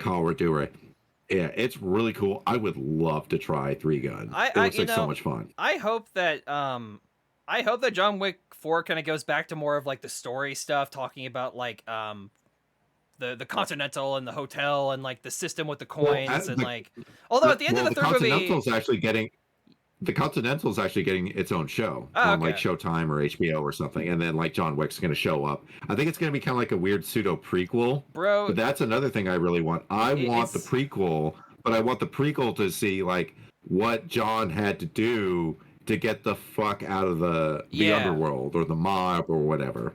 That's what I want to see. It's been so long since I've seen the third movie. Isn't he being hunted at the end of the third movie? He is being hunted. Yeah, he can't go to the Continental anymore. Like he's banned. I think he could still use the coins or whatever, but like he had to go to the high table, and then like there was like Inquisitor or something, or like a Justicar or something like somebody like a henchman or something that was hunting him, and then spoiler alert for John Wick, but like Winston betrays John. Like everybody betray me. Yeah, and then like honestly, John should have died from that fall. Yeah, well, out of the building, but he's John. It's John Wick. It's Keanu. Whoa. But whoa. But no. But yeah, a lot of the charm. I'm excited. I'll watch anything that Keanu does. Like I'll watch anything John Wick related. Like even if it's bad, I'll probably still watch it because I want Keanu in more things. I'm on board for John Wick 4. I just kind of hope that it kind of goes back to the roots of what made the first two movies like, a little pretty bit good. more grittier. I want a almost. little bit. Well, not. What? The third movie is just my problem with the third movie is that it's just a never-ending action scene, and that's it. Like, there's no... Yeah, like, for John Wick 1, the action doesn't start, like, until, like, 30 minutes, like, because they're just building him up as, like this... I miss the slower moments. This monster. I miss the slower moments. I miss the build-up. I missed... Yeah, like, I missed sort of the gangsters being like, oh, wait, like, you're messing with the boogeyman or whatever his name is? 𝐲𝐽𝐻𝐫𝐢𝐿. Yeah. Oh, God, like, wait. Your dumbass son did what to John Wick? I know. Theon Greyjoy ended up, dude, because of Theon Greyjoy, it's a weird domino effect where, like, if he would have just left John alone, or it, like, you know what? You probably could have stole the car. You probably could have fucked him up. But you had to kill the fucking dog. Yeah, you know what? Like John. Honestly, Wick... I think John would have just like, hey, like, give me my car back, idiot. Discipline your idiot son. Yeah, like that's all he would have done. No hard feelings. You know, give my fucking car back. You know, I'm gonna take my dog and 100%, 100%. He would have just gone up to the mob boss guy, been like, hey, your dumbass son and his idiot friends like stole my expensive as hell sports car. Listen, all I want is my car back and him to get a slap on the wrist and like, that's it, all right? Just make sure to tell him not to. They probably would have just said like, oh yeah, sure, right. Of course they would have. Yeah, of course. Yeah. Well, it's like I think like even if they stole the car, I think the dad would have acted very similar to it. Like that could have been a really funny scene where it's just like, you're not gonna kill us. No, I just want my car back. No, man, I'm out of here. I'm retired, dude. I just want my car back. Like, just discipline your stupid son, take away his Xbox or something. Yeah, like, I don't know.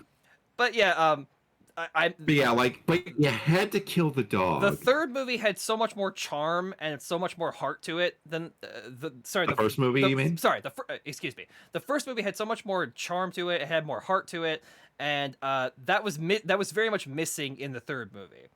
I want that. It back. is just nonstop action. Like you literally see just John just running through and like I was getting honestly like it was kind of cool because they were kind of dropping. You know that we did learn a little bit about his backstory though, like with him and like the ballerina studio or whatever the heck it was called, and like they actually went to where like the coins were minted. That was pretty cool. I also thought that Halle Berry was pretty good in it too. I was really happy to see her. Listen, it's like holy crap, Halle Berry! I haven't seen her in like forever. Halle Berry in like a decent movie for once. Yeah, you know what? She was actually there in one of the courses too when he was doing that 3-gun thing, and she was just so impressed. She was just like, woo! She was like his cheerleader almost. It was awesome. But then Keanu, just being Keanu, was just like, wow, you finished like the course record for the day at 16. And he's just like, okay. I could have done better. You are pure. It's like, yeah, that's exactly it. He's like, damn you, Keanu. You were just like the perfect man. You are what men should strive to be. Wake the hell up, samurai. We're gonna go to the gun range. I have not even gotten to the point in that game where like he shows up. Oh, okay. I've been ticking around. I am waiting. Okay, by the way, minor update on Cyberpunk 2077. They put it back on the PSN. It's back up there. You can buy it now. Really? Sony, I guess, looked at. I guess they at least somebody at Sony decided this game is fixed enough to the point where like we're not ashamed to sell it anymore. That's just holy crap. But not being on the PSN store for months, right? It was like 4 or 5 months, right? It's been almost, when did it come out?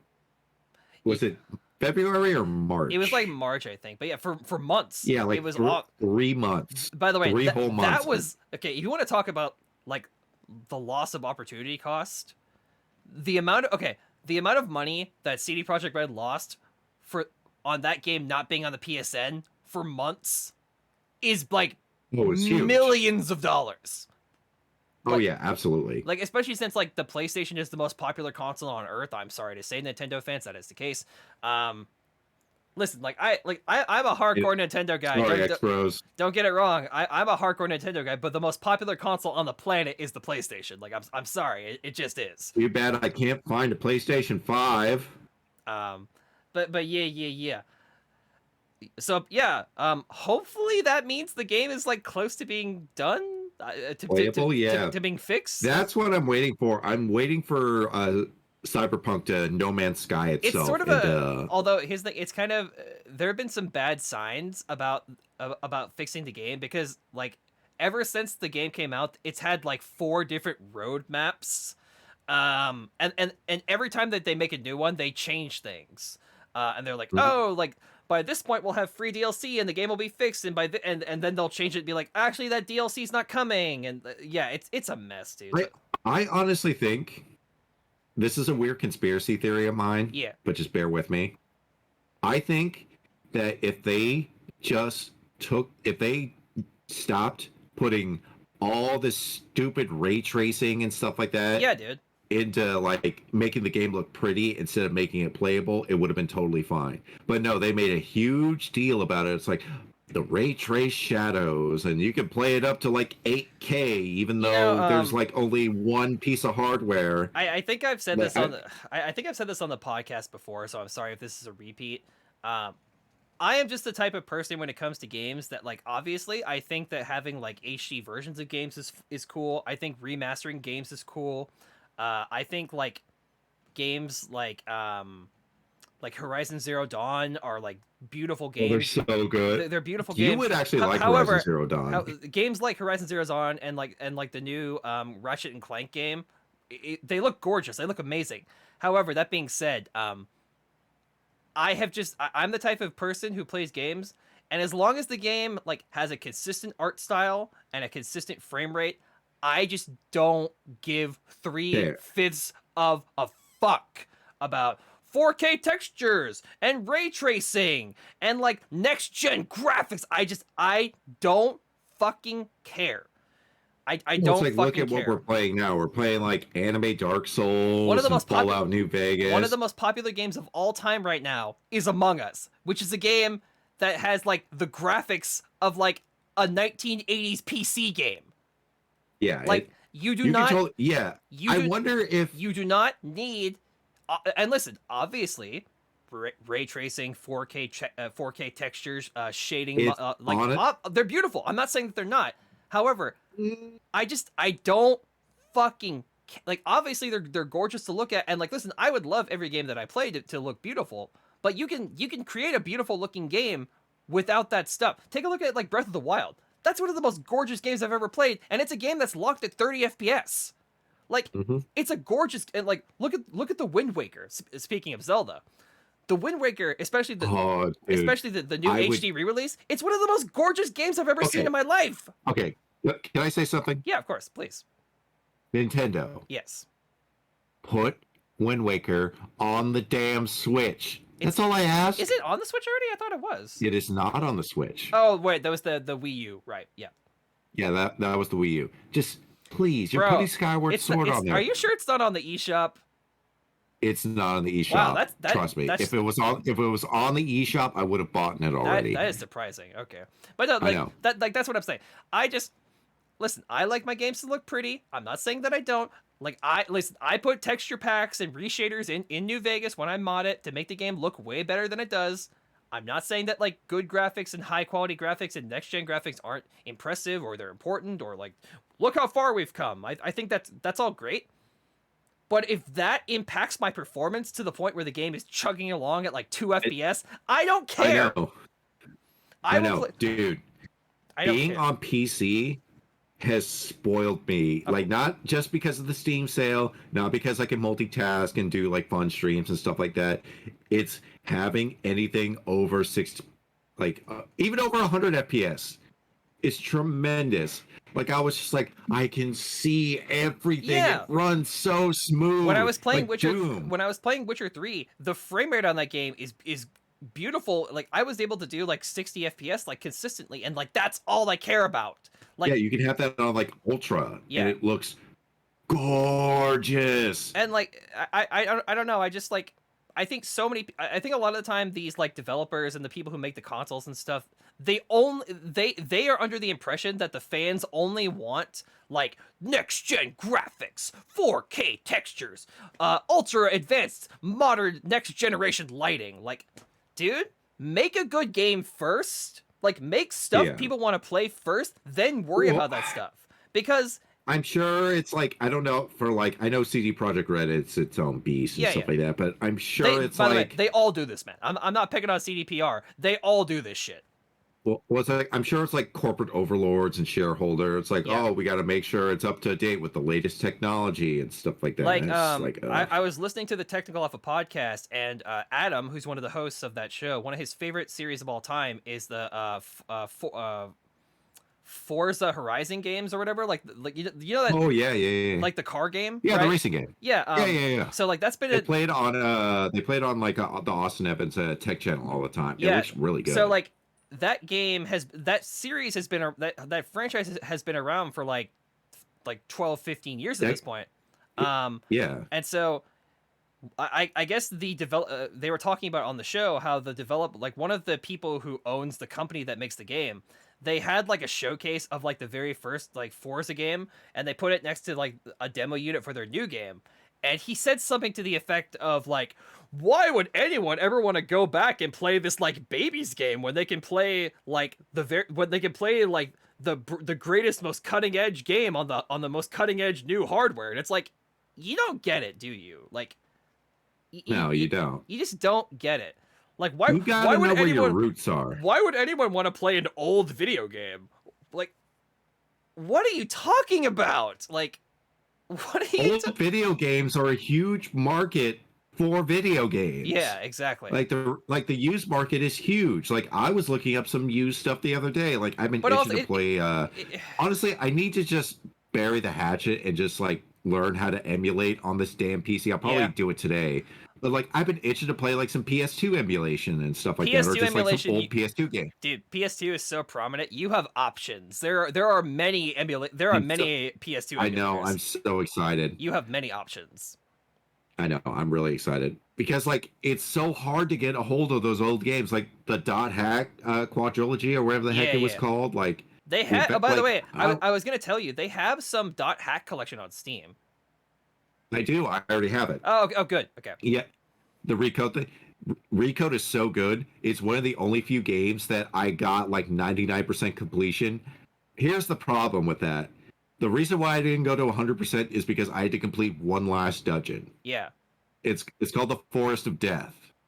I want you to guess how many floor. Like usually an average dungeon in Dot Hack. Don't they mention the Forest of Death in one of the Dot Hack anime? Isn't that a thing? Yes, they do. Yeah, that's what I thought. Yeah, okay. Yes, they do.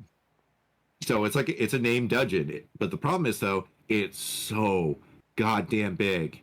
Usually a dungeon will like be like 4 or 5 floors or something like that, something small. Yeah.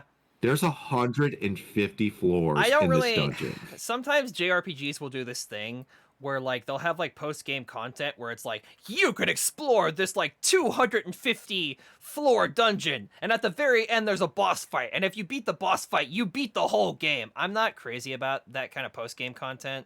That's just not who I like. I know some people who will look at that and be like, oh yeah, let's do this, but for me I'm like 250. Those are the guys that try to beat Sephiroth with like the beginner Keyblade and Kingdom Hearts because they want to flex. Yeah, exactly. Some people want that. Or what's that? Anyway. What's that robot in Final Fantasy that everybody loves to fight? Robot. It's like the hidden boss in like 6 or something. You know the one I'm talking about? Okay. There's a couple different things that you could be talking about. There's a thing called like Mechanicus, which is like but like the Mechanicus. There's like I think I know what you're talking about though. Like that guy shows up in a couple different games. He shows up in a few different ones. If it's the guy I'm thinking about, yeah. Yeah, like, I can't remember the name. But yeah, we should I don't want to get too bogged down in the weeds because we still have we have a trailer reveal to look at here. And that's right. We got to do the One Piece report too. Yeah, this is true. We're gonna be we're gonna do this trailer reaction, and then we're going to do a very quick One Piece report, and then we'll call it a show because we're getting past the 2-hour mark here. Is it really? Yeah. Oh shit. Yeah. So we're going to very quickly watch a trailer for this new Netflix thing that I saw, and it's called Sexy Beasts. Let me cue this up real quick. Actually, before I cue this up, let me set the stage for you, okay? So Netflix has been trying to break into the reality TV market, and they have. They tried to do that show about like the couples trapped in the house or whatever, and then there's also that show that they did where it's like it's like they did like couple swapping, but like it's them on vacation. It's weird. Weird. Okay. But so their newest entry, the newest entry into their foray is called Sexy Beasts, and here's the basic premise that I got. I'm a sexy beast, baby. This is a premise. This is a descriptive premise that I got from GameSpot. So thank you, GameSpot. In Sexy Beasts, singles head into blind dates after they have been transformed into animals and other mythical creatures via Hollywood movie prosthetics. Contestants will choose between 3 potential matches and will only see the real face of the beloved person after they have made their final decision.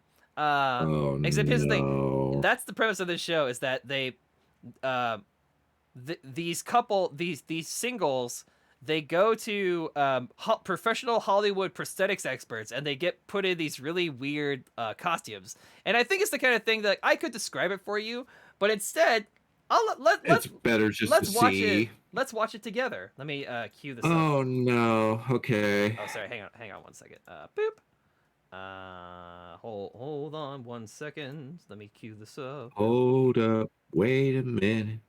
Let me put some pimping in. Right there, like that. Boom. All right. Are you ready? Yes. All right. You want to do the countdown for us today? All right. Let's go. A 3, a 2, a 1. Play. I want to get married. I want to have babies. Play. Before I'm like 26. Oh no! Oh no! Please. Oh God! Please no. Strangest blind date ever. Hey, how you doing? Damn. That guy was stoned. That guy was totally stoned. Based on Yeah. personality alone. What is your ideal What? personality? I like the mantis guy. That's cool. It's cool, mate. Oh God! This is really weird right now. Would you count this as a weird experience for you? This is someone's fetish. Yeah. This is So, the furries. They're taking I over. like your fin. The dolphin is the most surreal thing So ever. what if I pick you and I'm The not dolphin you, scares it's me. Oh my god! You mean they weren't? They weren't Satan? Except they're all completely gorgeous. Yeah, exactly. With the moment. Pull. Are they at the shooting range? What? Oh, they're skeet shooting. Time has come. This is gonna be really tough. for Oh me. God, no. Both of you. I've made my decision. I don't know, man. Is this Robot Man? You lughead. There's interspecies relationships happening on my Interspecies grounds. reviewers. I won't stand for it. Oh God. Anyway, hey God. Somebody was on drugs. Somebody took all the drugs. That's right. I agree. Let me just queue up Discord real quick. Do this. I felt bad because on one of our episodes I accidentally left the tile on the we'll be right back tile for like half for like half an episode, and I was like, whoops. I guess we're just gonna stare at Aqua for 2 hours. That's right. But anyway, so what do you think? Are you excited to watch My Furry Romance? No. Okay. I thought that would be fun to watch. There's only one furry romance that I want from Netflix, and I want Beastar Season 2. That's it. I need to get around to watching BNA. Apparently, it's very good. Yeah, I've heard the exact same so thing. speaking of Netflix anime, I wanted to briefly talk about this show that I started watching called High Rise Invasion. That was on Netflix. Yeah, you were telling me about that. Yeah, so High Rise Invasion is this like very gory, almost like, speaking of John Wick, it's almost like the anime version of, it's like if you combined like this is gonna be a bad comparison, but like here we go. It's like if you combine John Wick by way of like Madoka Magica is kind of what the show is about. That sounds awesome. And essentially there's a little bit of the raid in there too. Yeah, it's like I've it's kind of like it's sort of if you combined like sort of the girly like shoujo aspects of Madoka Magica with like Gantz, the raid, and like John Wick. And that's sort of what the anime is. And it's, by the way, it's technically an isekai. It is because like the characters go I just started watching an isekai myself the other day. So essentially the plot of High-Rise Invasion is that there's this girl, Yuri, who's a high school girl, and she is sleeping in class one day, and she wakes up, and she wakes up on top of like a skyscraper. She was isekai'd away from Truck-kun? Yeah, Truck-kun Truck-kun wasn't here. He couldn't make it. Oh, damn. Yeah, he was busy. He would have... You know that he would have tried. He was out there. He was staring. He was waiting like Michael Myers in Halloween. So like what happens is she's in class and she's like dozing off and she like looks out the window and there's like a big like giant like tower that she sees off in the distance, and the next thing that she knows, she wakes up in this like alternate reality where the only thing for miles are these giant skyscrapers, and there are these like rope bridges that are connecting them together. And there's no way for any of the characters to go onto the lower floors or go into the buildings. They have to survive on top of the buildings, and they're being chased by these bad guys called the Masks. They're people with weapons, and they have these like robotic masks on them that like force them to try to like hunt people down. But they're not trying to kill the people. They're just trying to like basically push them to the breaking point where they jump off the building and commit suicide. If one of these masks have a gun, they can't just kill you. No, they can shoot you in the leg. Well, they can. So they can torture you, but they can't kill you. They can kill you, but only under very specific circumstances. Like if they come across somebody and they like and they try to shoot them or like try to scare them into like committing suicide, and they just like won't do it. After a certain point in time, their programming will just like allow them to kill that person. But like their goal isn't to kill you outright. Their goal is to get people to kill themselves. And so the main character Yuri, despite being like, you think like that, what I was worried about is like, oh great, we're gonna do this whole thing where she's this damsel in distress all the time and she's not gonna be able to defend herself. No, Yuri is badass, man. Despite the fact that she's this like high school girl, she kind of quickly picks up on like what's going on, and she starts like getting weapons and like gathering allies, trying to figure out like what the hell is going on in this world. And so we need to fight, cool. Yeah, it's sort of like that. And like Yuri is like badass, man. But what I like about her is she's not like a commando. She's not like I was born for this. But like at the same time, like when she's put into a corner, she'll defend herself. But she's also she acts in like a realistic way. Like where the hell am I? Why am I here? She's like a human. Why is anybody here? She's like a pretty well-rounded character, all things considered. That's good. She's not like from what little I've seen, it really reminds me of like the early 2000s like power fantasy anime and stuff like that. I was like, this kind of reminds me. Okay, here's the ultimate sales pitch for High-Rise Invasion. Okay, I'm gonna name off a couple anime, and if a little part of your brain like. If a little part of your brain like activates, like if neurons start to pop off, this anime is for you. Sounds good. The Future Diary, Gantz, Happy Sugar Life. Yes. So if I didn't finish that. And I guess if you care, like Dead Man Wonderland, maybe like Tokyo Ghoul, Dead Man Wonderland, Gantz, The Future Diary. If any of that stuff that I just mentioned like excites you, you'll love this show. You will You're gonna love make me this. go watch this, are you? I mean, I would. I think I'll have to go check out an episode or two. I've seen only the first 3 episodes. It's pretty great. And you want to know why the show is great? Because one of the main characters, who's the brother of Yuri, he has a sledgehammer as his main weapon. Yeah, it's hammer time. It's hammer time. It's hammering time. But yeah. All right, good to know. I guess I've been kind of itching to watch something also, today anyway. So I need to rotate it between. The opening is a Slime banger. Sakai. You did show me the opening yesterday. Yeah. The opening is a banger. I need something else to watch. I need to justify actually keeping my Netflix subscription because aside from like Dragon Prince or Cobra Kai, Or what else do I Oh watch? yeah, on that also damn app? we might have talked about it already, maybe not. I don't remember, but Seven Deadly Sins, the final season, part 1, is out on Netflix right now. Let's hope it. Chicken feet. Let's hope it. It's better than chicken feet. That's right. Oh, the chicken feet. Oh god. Remember the chicken feet? I remember. Or the weird. Okay. Or the weird. Credit to Netflix though. They actually fixed a lot of stuff that the original brought. So like, okay, if you don't know what we're talking about, when Seven Deadly Sins season 3 premiered in Japan, it was clearly rushed out the door because like the animation was let's be generous and say sloppy. Sloppy choppy. The continuity between frames was bad. But yeah, so when it came to Netflix, it actually, the quality improved quite a bit, but there were still some things that were basically beyond repair and beyond salvaging. And one of the scenes that Nick and I are referring to, there's a scene where the main character Meliodas is like laid out on a bed, and so he's like so if you've never seen the show, minor spoilers I guess, but Meliodas is a demon, and so he can basically transform between like a human form and a demon form, and so he was like halfway into transforming, and so his feet basically became like werewolf feet. Hang on, let me see if I can find it. Hang on. There it is. I found it. Is it on your stream? Oh, this.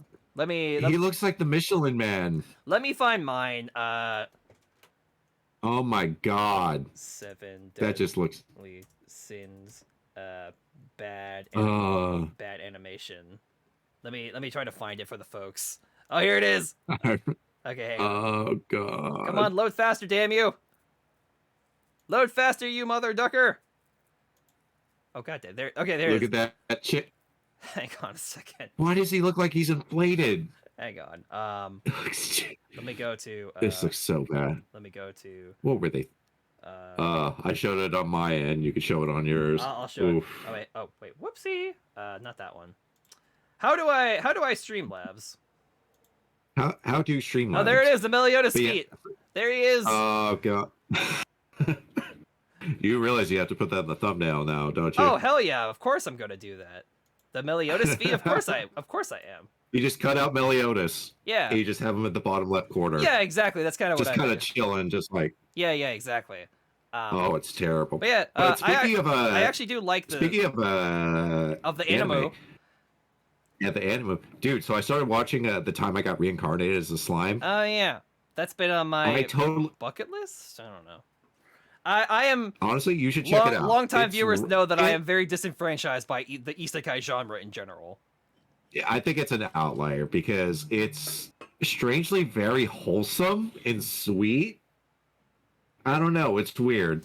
I have I have heard that it's like, sorry, I had to check my phone real quick for something. I have heard that unlike other isekai, it is like weirdly wholesome, and it's less of like it's less of like a harem thing and more of like a we're just friends kind of thing. Yeah, no, it really is. Like, we're gonna build a village, and I'm just like, okay. Oh, we have to. There's a whole there's like a little mini arc where they have to go find artisans to build houses in the village and stuff like that. And it's actually a really good side adventure. That kind of reminds me. That's the sort of storytelling that you see from like an Entry Odyssey type game, where like, oh, it's less about like a big epic adventure and more of like, let's build the town. Like, let's open a restaurant and do cool stuff. Yeah. Yeah, it's a lot like that, and then like the way that they get allies is very strangely. It's really sweet and wholesome, and I don't know. It is so much better than it.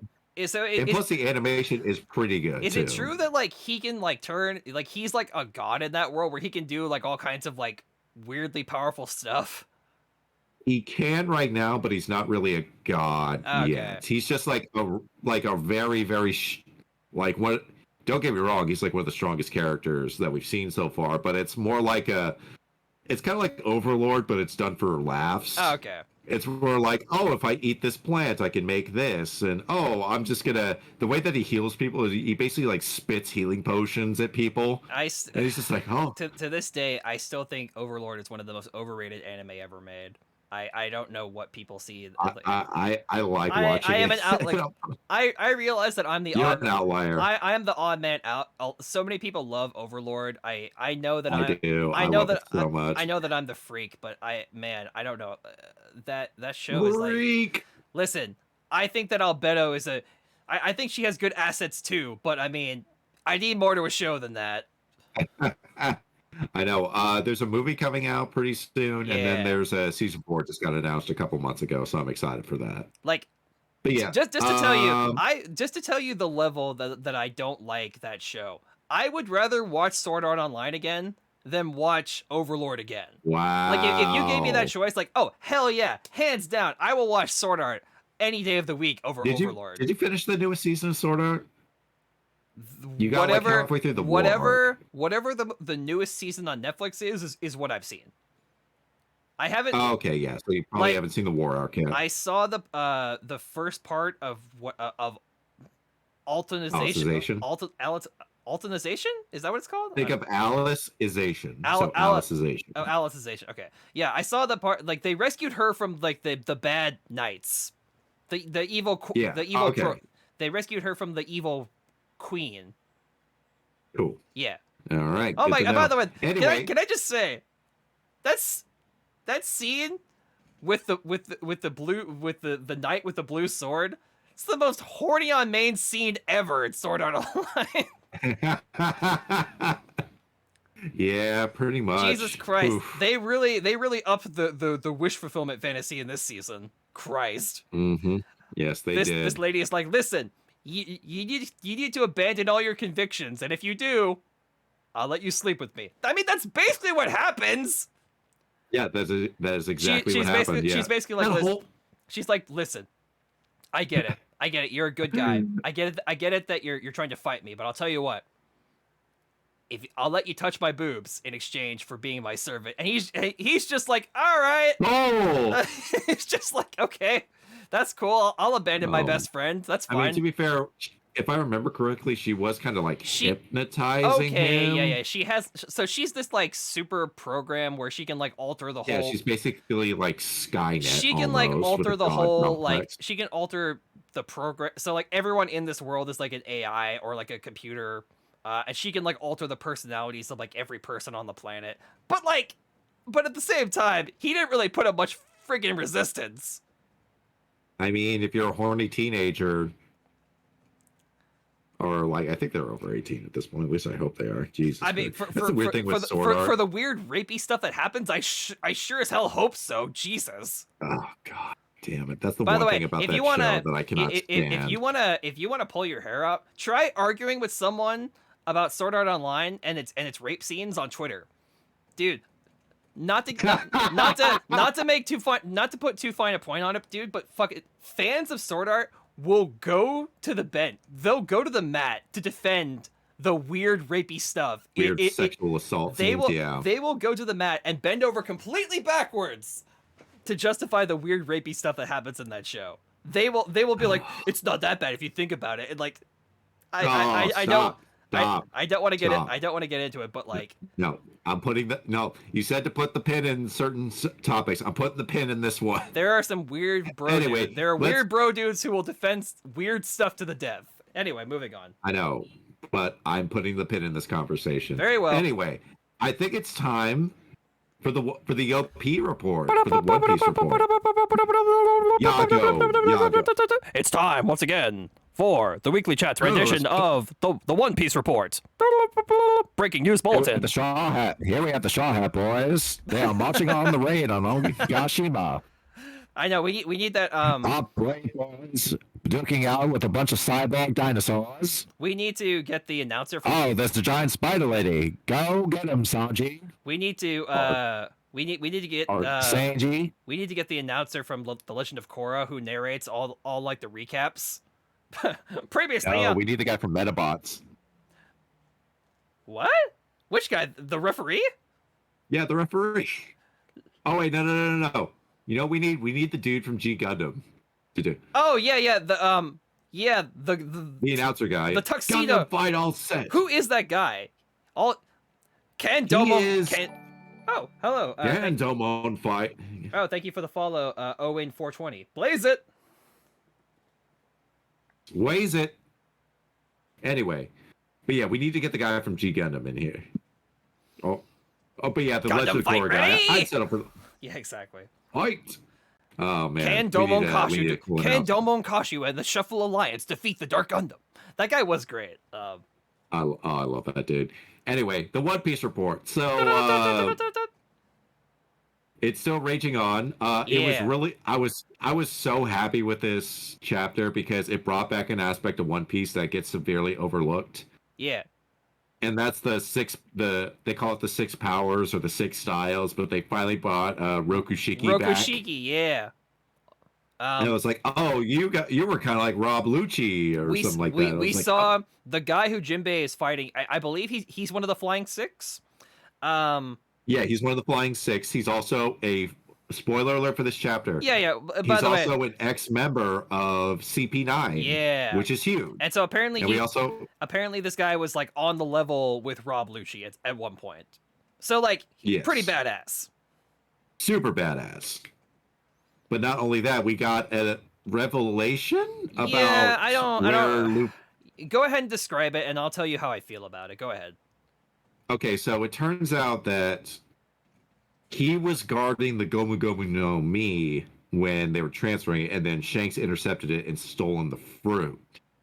Which means, although I think this is Oda planting the seed for like, I'm pretty sure that this means that Luffy's either going to awaken his devil fruit or do something with his, like, he's going to have like an evolution of this fruit, because why would the world government be keeping this and have a CP9 agent guard the fruit unless there was something very like awesome or spectacular about it? I mean, I'd like to imagine that like devil fruits are pretty rare anyway. That like the world government, they are pretty rare. And you might recall during the whole Water 7 CP9 arc where Rob Lucci just kind of like right before the fight with the Straw Hats, Rob Lucci gives Khalifa and Kaku. He's like, hey, Kaku, yeah, I have these 2 devil fruits. You should use them maybe. So I think that the world government probably just has like a stash of these things lying around. They do probably have a stash, yeah. Well, because otherwise, where did go for like billions of berries? But like, yeah, where would Rob Lucci get this if the world government just like I think honestly they probably are just trying to hoard them all for themselves. I'm not sure that it means that like the rubber fruit is like special in any way, but like maybe there's like we already kind of know when it comes to like Zoan fruit that there's like kind of like different class systems where like there's like Zoan fruits and there's like ancient Zoan fruits, and ancient Zoan fruit users are badass compared to Zoan fruit users. Well, also there's like mythical Zoan fruits too, which are even more badass. That's what like, Kaido is. Well, yeah, that's what the Sengoku, the Buddha guy, he can turn into the gold Buddha. He's a Zoan user. I'm like, what? Yeah, he is. Marco is a mythical Zoan user. Oh yeah, because like the Phoenix is like a mythical creature, right? And then I think Orochi is technically a mythical Zoan. I mean, probably, yeah. Yeah, it tracks. But here's the thing: there are different special classifications within those devil fruits. There's like for the Yami Yami no Mi in particular, like that's like a high class Logia. Yeah, it's a Logia, but it's a different type of Logia. Yeah, it's different. Yeah, because like it doesn't make you intangible. And like, especially for the Paramecia, there's like the Ito Ito no Mi, which is the string fruit. There's Trafficker Law's devil fruit, the Opi Opi no Mi. That's like a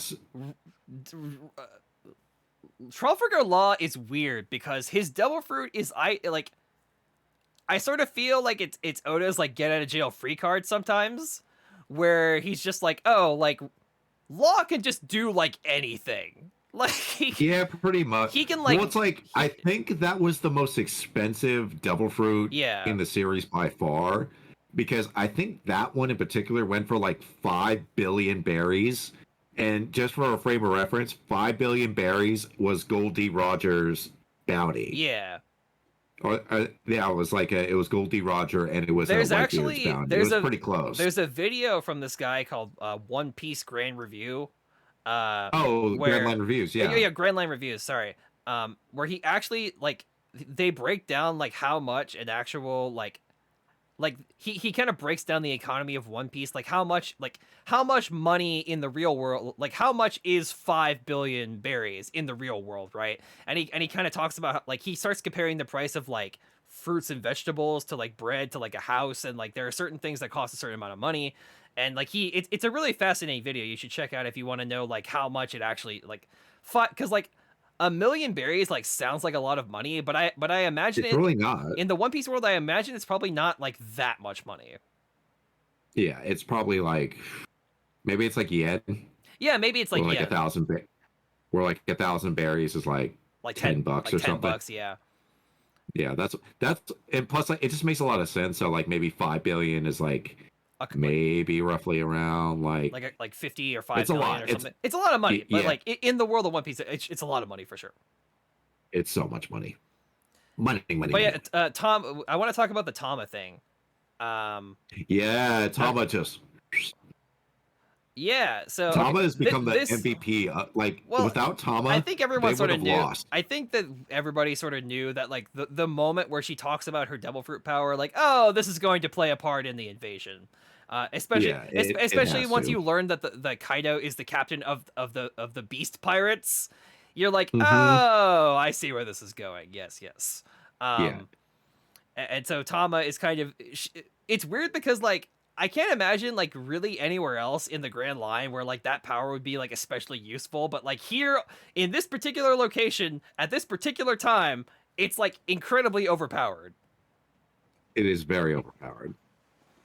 Oh man, but yeah. Oh god, what? So it was cool to see Jinbei. Yeah, They just released a clip of him from the newest episode where it's just like, here I am, the newest member of the Straw Hat Pirates. I was like, it's official. They had to like, it's finally. I think Oda had to have that scene because I think for a long time people were like, wait, is he a member of the crew? Is he not a member of the crew? What's going on? And so I think Oda was like, okay, I'm going to have this character definitively say out loud, no ambiguity, no whatever. Character that we've been following for like over 10 years at this point. Yeah, Somebody exactly. told me that One Piece is turning 25 this year, or has turned 25 this year, and I'm just like, by the way, if you want to go, quarter of a century. if you want to go on a really weird rabbit hole, you should look up. There are videos and there are archives of Oda's original, some of the original concepts and character designs that he came up with for One Piece. Yeah, like Usopp looked like Blackbeard almost, and by the way, Sanji was like. He used like guns. Did you know that like originally Nami was supposed to have like a mechanical arm, and she had like she had like an axe or something. Her whole thing is that she was gonna be like good with machines, sort of basically like the Frankie character. She was gonna be like she was gonna be like Frankie. She was gonna be like a mechanic. Yeah, she was gonna have an axe. That would have been funny. I don't know how how we got from the point where that original character design to like the cat burglar thing. I like what happened in between to make that happen, you know? I think it was one of those things where like he needed a navigator. Yeah. And it was like, oh well, I'll just make Nami do it or something. Yeah. Oh, but she needs a thing. Oh, she steals stuff. Yeah. Because that's just cool. I do miss cat burglar Nami. She's like, we've had like weather maiden, like white mage Nami for like forever. Yeah. But now like, come on, she's supposed to be like one of the best thieves in the world. Like, have her go steal something. Yeah. But instead, she's stealing our hearts. This is true, especially in the chapter before this. Yeah, where she actually fights off. Ulti. I always forget her name. Ulti. Yeah. You know what's really weird? I call her. Oh God, what's her name? It's for Penny. It's either Penny or Stalking. She reminds me so much of Stalking from Penny and Stalking. She has a very similar character design for sure. Yeah, but like it kind of screws me up a little bit. But I'm just like, the hell was her name again? Yeah, it's like hardhead girl with weird brother complex. Oh God, man, you heard Pepe? Oh my God, I love it. I love it. Yeah, it's very funny. I'm surprised that Usopp and Nami didn't die after getting clubbed by her. Yeah, especially since she's like one of the Flying Six. But yeah, it's finally nice to see the whole crew actually fighting because they really need all hands on deck. Here's my hope for the Jinbei fight. I hope that we see Jinbei under pressure because every time we've seen him, he's always been like in control, and I don't think we've seen him like pushed to the limits yet. Not when he was running away from Kaido. He was running away scared. Okay, but like you know what I mean, like in a fight. Oh, in a fight. Oh, you want his back against the Yeah. Well, that's the thing though. That's the thing where I really love One Piece over other shonen and stuff like that. You see the characters actually fail and lose and get their asses kicked. It's not like Dragon Ball where it's just like, oh, well, I just got roughed up one time. And then, it's like with like Luffy and Robin and like everybody, they get their asses kicked all the time. Viewers of the weekly chat, and it's usually I need you to send me your power so I can throw a spirit bomb. I don't know. And plus, like, repeat that. Repeat that for 4 episodes. No. Anyway, you're gonna give yourself an aneurysm. But yeah, like, I love the characters because, like, they are constantly on their heels all the time, every single fight. It's rare when, like, a fight goes, like, I don't know, it just hits different. Yeah, literally hits different. Like, I think especially in like pre-time skip One Piece, I feel like one thing that One Piece has always been really good at is like grounding its main cast. The characters from the word go are constantly at a disadvantage, and I really like that. And that's why when you have stuff like Water 7 and CP9, that whole arc hits really, as you said earlier, it kind of hits different because, like, this group of idiots should not be able to walk into, like, the world government and, like, fight these guys on even footing. Like, no, this shouldn't be possible, and yet that's why so much like. But they pull it off, and they pull it off in a believable way. Yeah, and like I actually just rewatched Frankie's fight with that big balloon me too. CP9 guy. Somebody, I also did that like a month ago. Somebody posted the full thing. Oh man, dude, I miss the CP9 guy so much. I wish, like, I know, like, Luffy, he kind of incorporates some of the stuff, and Sanji kind of does some Rokushiki stuff. I kind of wish there was just a Rokushiki master just on the ship in the crew. That'd be pretty. I mean, I know we have like Well, I mean, like, that's kind of. I know we have like Jinbei. That's basically Toby's whole thing. Yeah, that's true. Like, Toby is that basically. He's basically just like a hockey and like Rokushiki guy. Yeah, which, like, man, if I were to have any powers in One Piece, I would want those two: hockey and Rokushiki. That's it. I don't need a devil fruit. Just give me that. Yeah. Honestly, if you're good enough at hockey, you can basically fight any devil fruit user anyway. I know, to like a pretty even. Isn't that what Garp basically does? He doesn't have any. That's Garp. Garp doesn't have. No, he doesn't have a devil fruit. He just hits people so hard with hockey. Yeah, he's just like, I'll just mess you up with hockey, man. I don't need any devil fruit. Yeah, I'll just punch you to death. Yeah, that's it. That's why he's so cool. Yeah. Well, that's why Roger was so badass too. As far as we know, he didn't have a devil fruit, but I think that would be the ultimate, like, badass thing. Like, I think that would elevate Gold Roger to be like legendary status. I think that's what they're doing, because we did see him fight. If he had no devil fruit, that'd be badass, man. Yeah, well, it's like, I think that's what Shanks' deal is, because I don't think there's a single devil fruit user in the red-haired pirates, like, at all. Oh shoot, is that true? I think so. Yeah, I think Oda explicitly said, like, yeah, there's like. Oh, dude, I never thought about that, but you're probably right. Yeah. I mean, we don't know that much about the red hair pirates. Yeah, which I hope their time is coming, like, by the way, next arc. I hope that, like, okay, listen. If Luffy has this whole confrontation thing with Shanks and the red hair pirates, and like Usopp and Yasop don't get like some confrontation, what are you even doing? I know. It'll happen. Well, it's like, I think, although I will put money on it, and I think I know where the next arc is going to be, and I think it's going to be like the red-haired pirates era. I certainly would hope so. Well, it's like, we either need to know what the hell is going on with Shanks or Dragon. Yeah.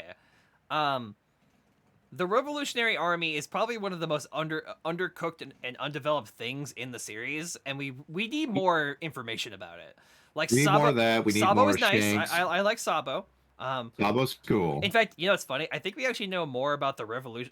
I think there are more known main characters in the Revolutionary Army than we know from the red-haired pirates. Like, I think that's actually the case. Yeah, there's Shanks, there's Ben Beckman, there's Yasop and Lucky Roo, and Rockstar. Oh yeah, he's like the rookie. Yeah. Yeah, they just recruited him. He's like a minor character. It was a blink and you miss it sort of character. It was one of those things where, like, he had like $94 million bounty, which is like which is nothing to sneeze at. That's not bad.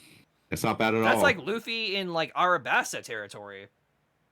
Yeah, that's pretty close. And then, like, it's kind of crazy where Luffy is now bounty wise, because it's like $1.5 billion berries. Yeah, that's a lot. I don't know. Is he one of the Yonko now? I guess after this fight he'll be. Yeah, I think so. I think after he defeats Kaido, I think that'll further cement his position as Emperor of the Sea. Or one of them at the very least, yeah. So, like, it's weird because this arc can't, now that Big Mom is on Wano, this arc can't end unless she's beaten too. So, do you think that either Kid or Trafalgar Law will become new Warlords of the Sea or something? Something like that's got to happen, right? Well, no, there's going to be no more Warlords of the Sea. They got rid of the system. Or no, remember? sorry. I'm sorry. 𝐿𝐿𝐞? Sorry, yeah. It could be.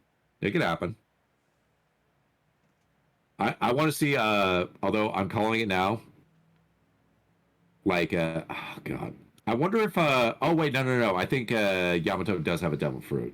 It's got to be like some crazy mythical Zoan sort of thing. Huh. You think? I think so, yeah. Huh. And I also think he has Conqueror's Haki too. That would make sense. Especially like, I think you inherit it, don't you? You don't just get it, right? It makes sense. Like, in order for Garp to be that badass fighting like Dragon and everybody, or Garp fighting like Roger, to almost to the death, you would have to have Conquerors. So maybe it's a genetic thing. Who knows? But that's just a theory. Yeah, exactly. A One Piece theory. And cut. Print and it. With that, print it, run it, scan it. Anyway, I think that's a show. That's Unless you want to talk about One Piece some more. All right. I hope that Zoro gets out of those bandages and does something else. Although, listen, so he didn't have a traditional one-on-one fight like he normally gets. I hope that he fights one of the Flying Six. I think that would be nice. I think he's gonna fight with he's gonna fight with the headliners. Yeah. I think he's gonna fight the devil pterodactyl dude. Oh, King. The demon dude. King. Yeah. Yeah, King. I think he's gonna fight King. Dude, I actually love King's design. I think that's one of Oda's best designs. King's design is, dude. The Beast Pirates have some of the best designs I've seen. Especially like the Flying Six and the headliners. When King is in his like human form, that's a badass design, man. And I know it's like something out of like Hellraiser or something, or like a Berserk or something. Yeah. Queen's new form is ridiculous, but I love it. Yeah. Oda went peak Oda this chapter because Queen is like, I am I'm a cyborg dinosaur man. Who's also a scientist. I love it. I love it so much. Queen is ridiculous. Queen is one of those characters where Oda is it any more ridiculous than Cheetah Man, Kung Fu Master? Okay, like Rob Lucci wasn't a cyborg. No, the cyborg's just a cherry on the sundae. Who else is ridiculous like that? Like, pretty much everybody. Yeah, everybody's got some weird gift. We got weird Dragon Man. We got giant soul sucking lady. We have a guy with one arm. I hope that we get what I'm hoping for in the newest chapter or the upcoming chapters is we got to dig into that Nico Robin versus Black Maria fight. Maria fight, yeah. That fight has been put on hold for too long. Come on now. I know. I hope we see her too. Who's left? Who's fighting? Queen is fighting Sanji. Which honestly, I think that's an appropriate fight. I do think it's. I thought honestly when they had that whole thing where Chopper was fighting Creed, I'm like, this is badass, but like, I don't know if Chopper can do this. I was just happy that Chopper finally got some licks in. Chopper, okay, his whole thing with Wano where he made the vaccine, that was cool. That was badass. That was cool. That was basically his fight. I think, I don't know. He's doctoring. He's as the theme song talks about, he's doctoring. And with that, I think the show is over. Yeah. So folks, we had a good time tonight. I was possessed by the spirit of Mr. Cosby. We made fun of our good friend. We sent a message to Rudy. And you know what else we did? We spent a lot of money on the Steam sale, or at least I will. You know what soon. else? You know what else we did, Nick? What did we do? We became Mavericks. Come on, let's go. Pump it to the limit. Go beyond your limits. Oh god. Come on. Oh god. Let's go do some box jumps. Just for that, jumps right now. I'm gonna find a holographic Blastoise to fight against your Charizard. I'm gonna encrust that bitch in sapphires. Good. I'm gonna challenge you to a boxing match. No, I will not fight you in a boxing. We'll go out we'll go out and do social experiments, okay? Listen, once Apollo, always Apollo, okay? We're Mavericks. Let's go. Come on. We're real men, okay? All right. All right. Put your feelings away at the Make door. Make sure to like and subscribe. Make sure to comment. Make sure to sub. Real Mavericks, hit the like that button within the first hour. It really helps us out. Make sure to follow us on Twitter at Dark Knight Cecil and Unlucky Magician 76. Also, follow us on Twitch. You can find this guy at the Obsidian Man. At the Obsidian Man. Twitch.tv/the Obsidian Man with 2 N's. Real Mavericks, hit the follow button. And you can also find me Unlucky Magician 76 on Twitter and Twitch. We had a good time tonight, and we will hope to see you again in the near future. A ding. Wait. One last thing. I swear, this is no Mavericks, all right? Okay. Even if the world comes to an end, go-getters will never fall apart. Good night, everybody. It's your daddy. What the signing off. What the fuck? No. Anyway, goodbye now.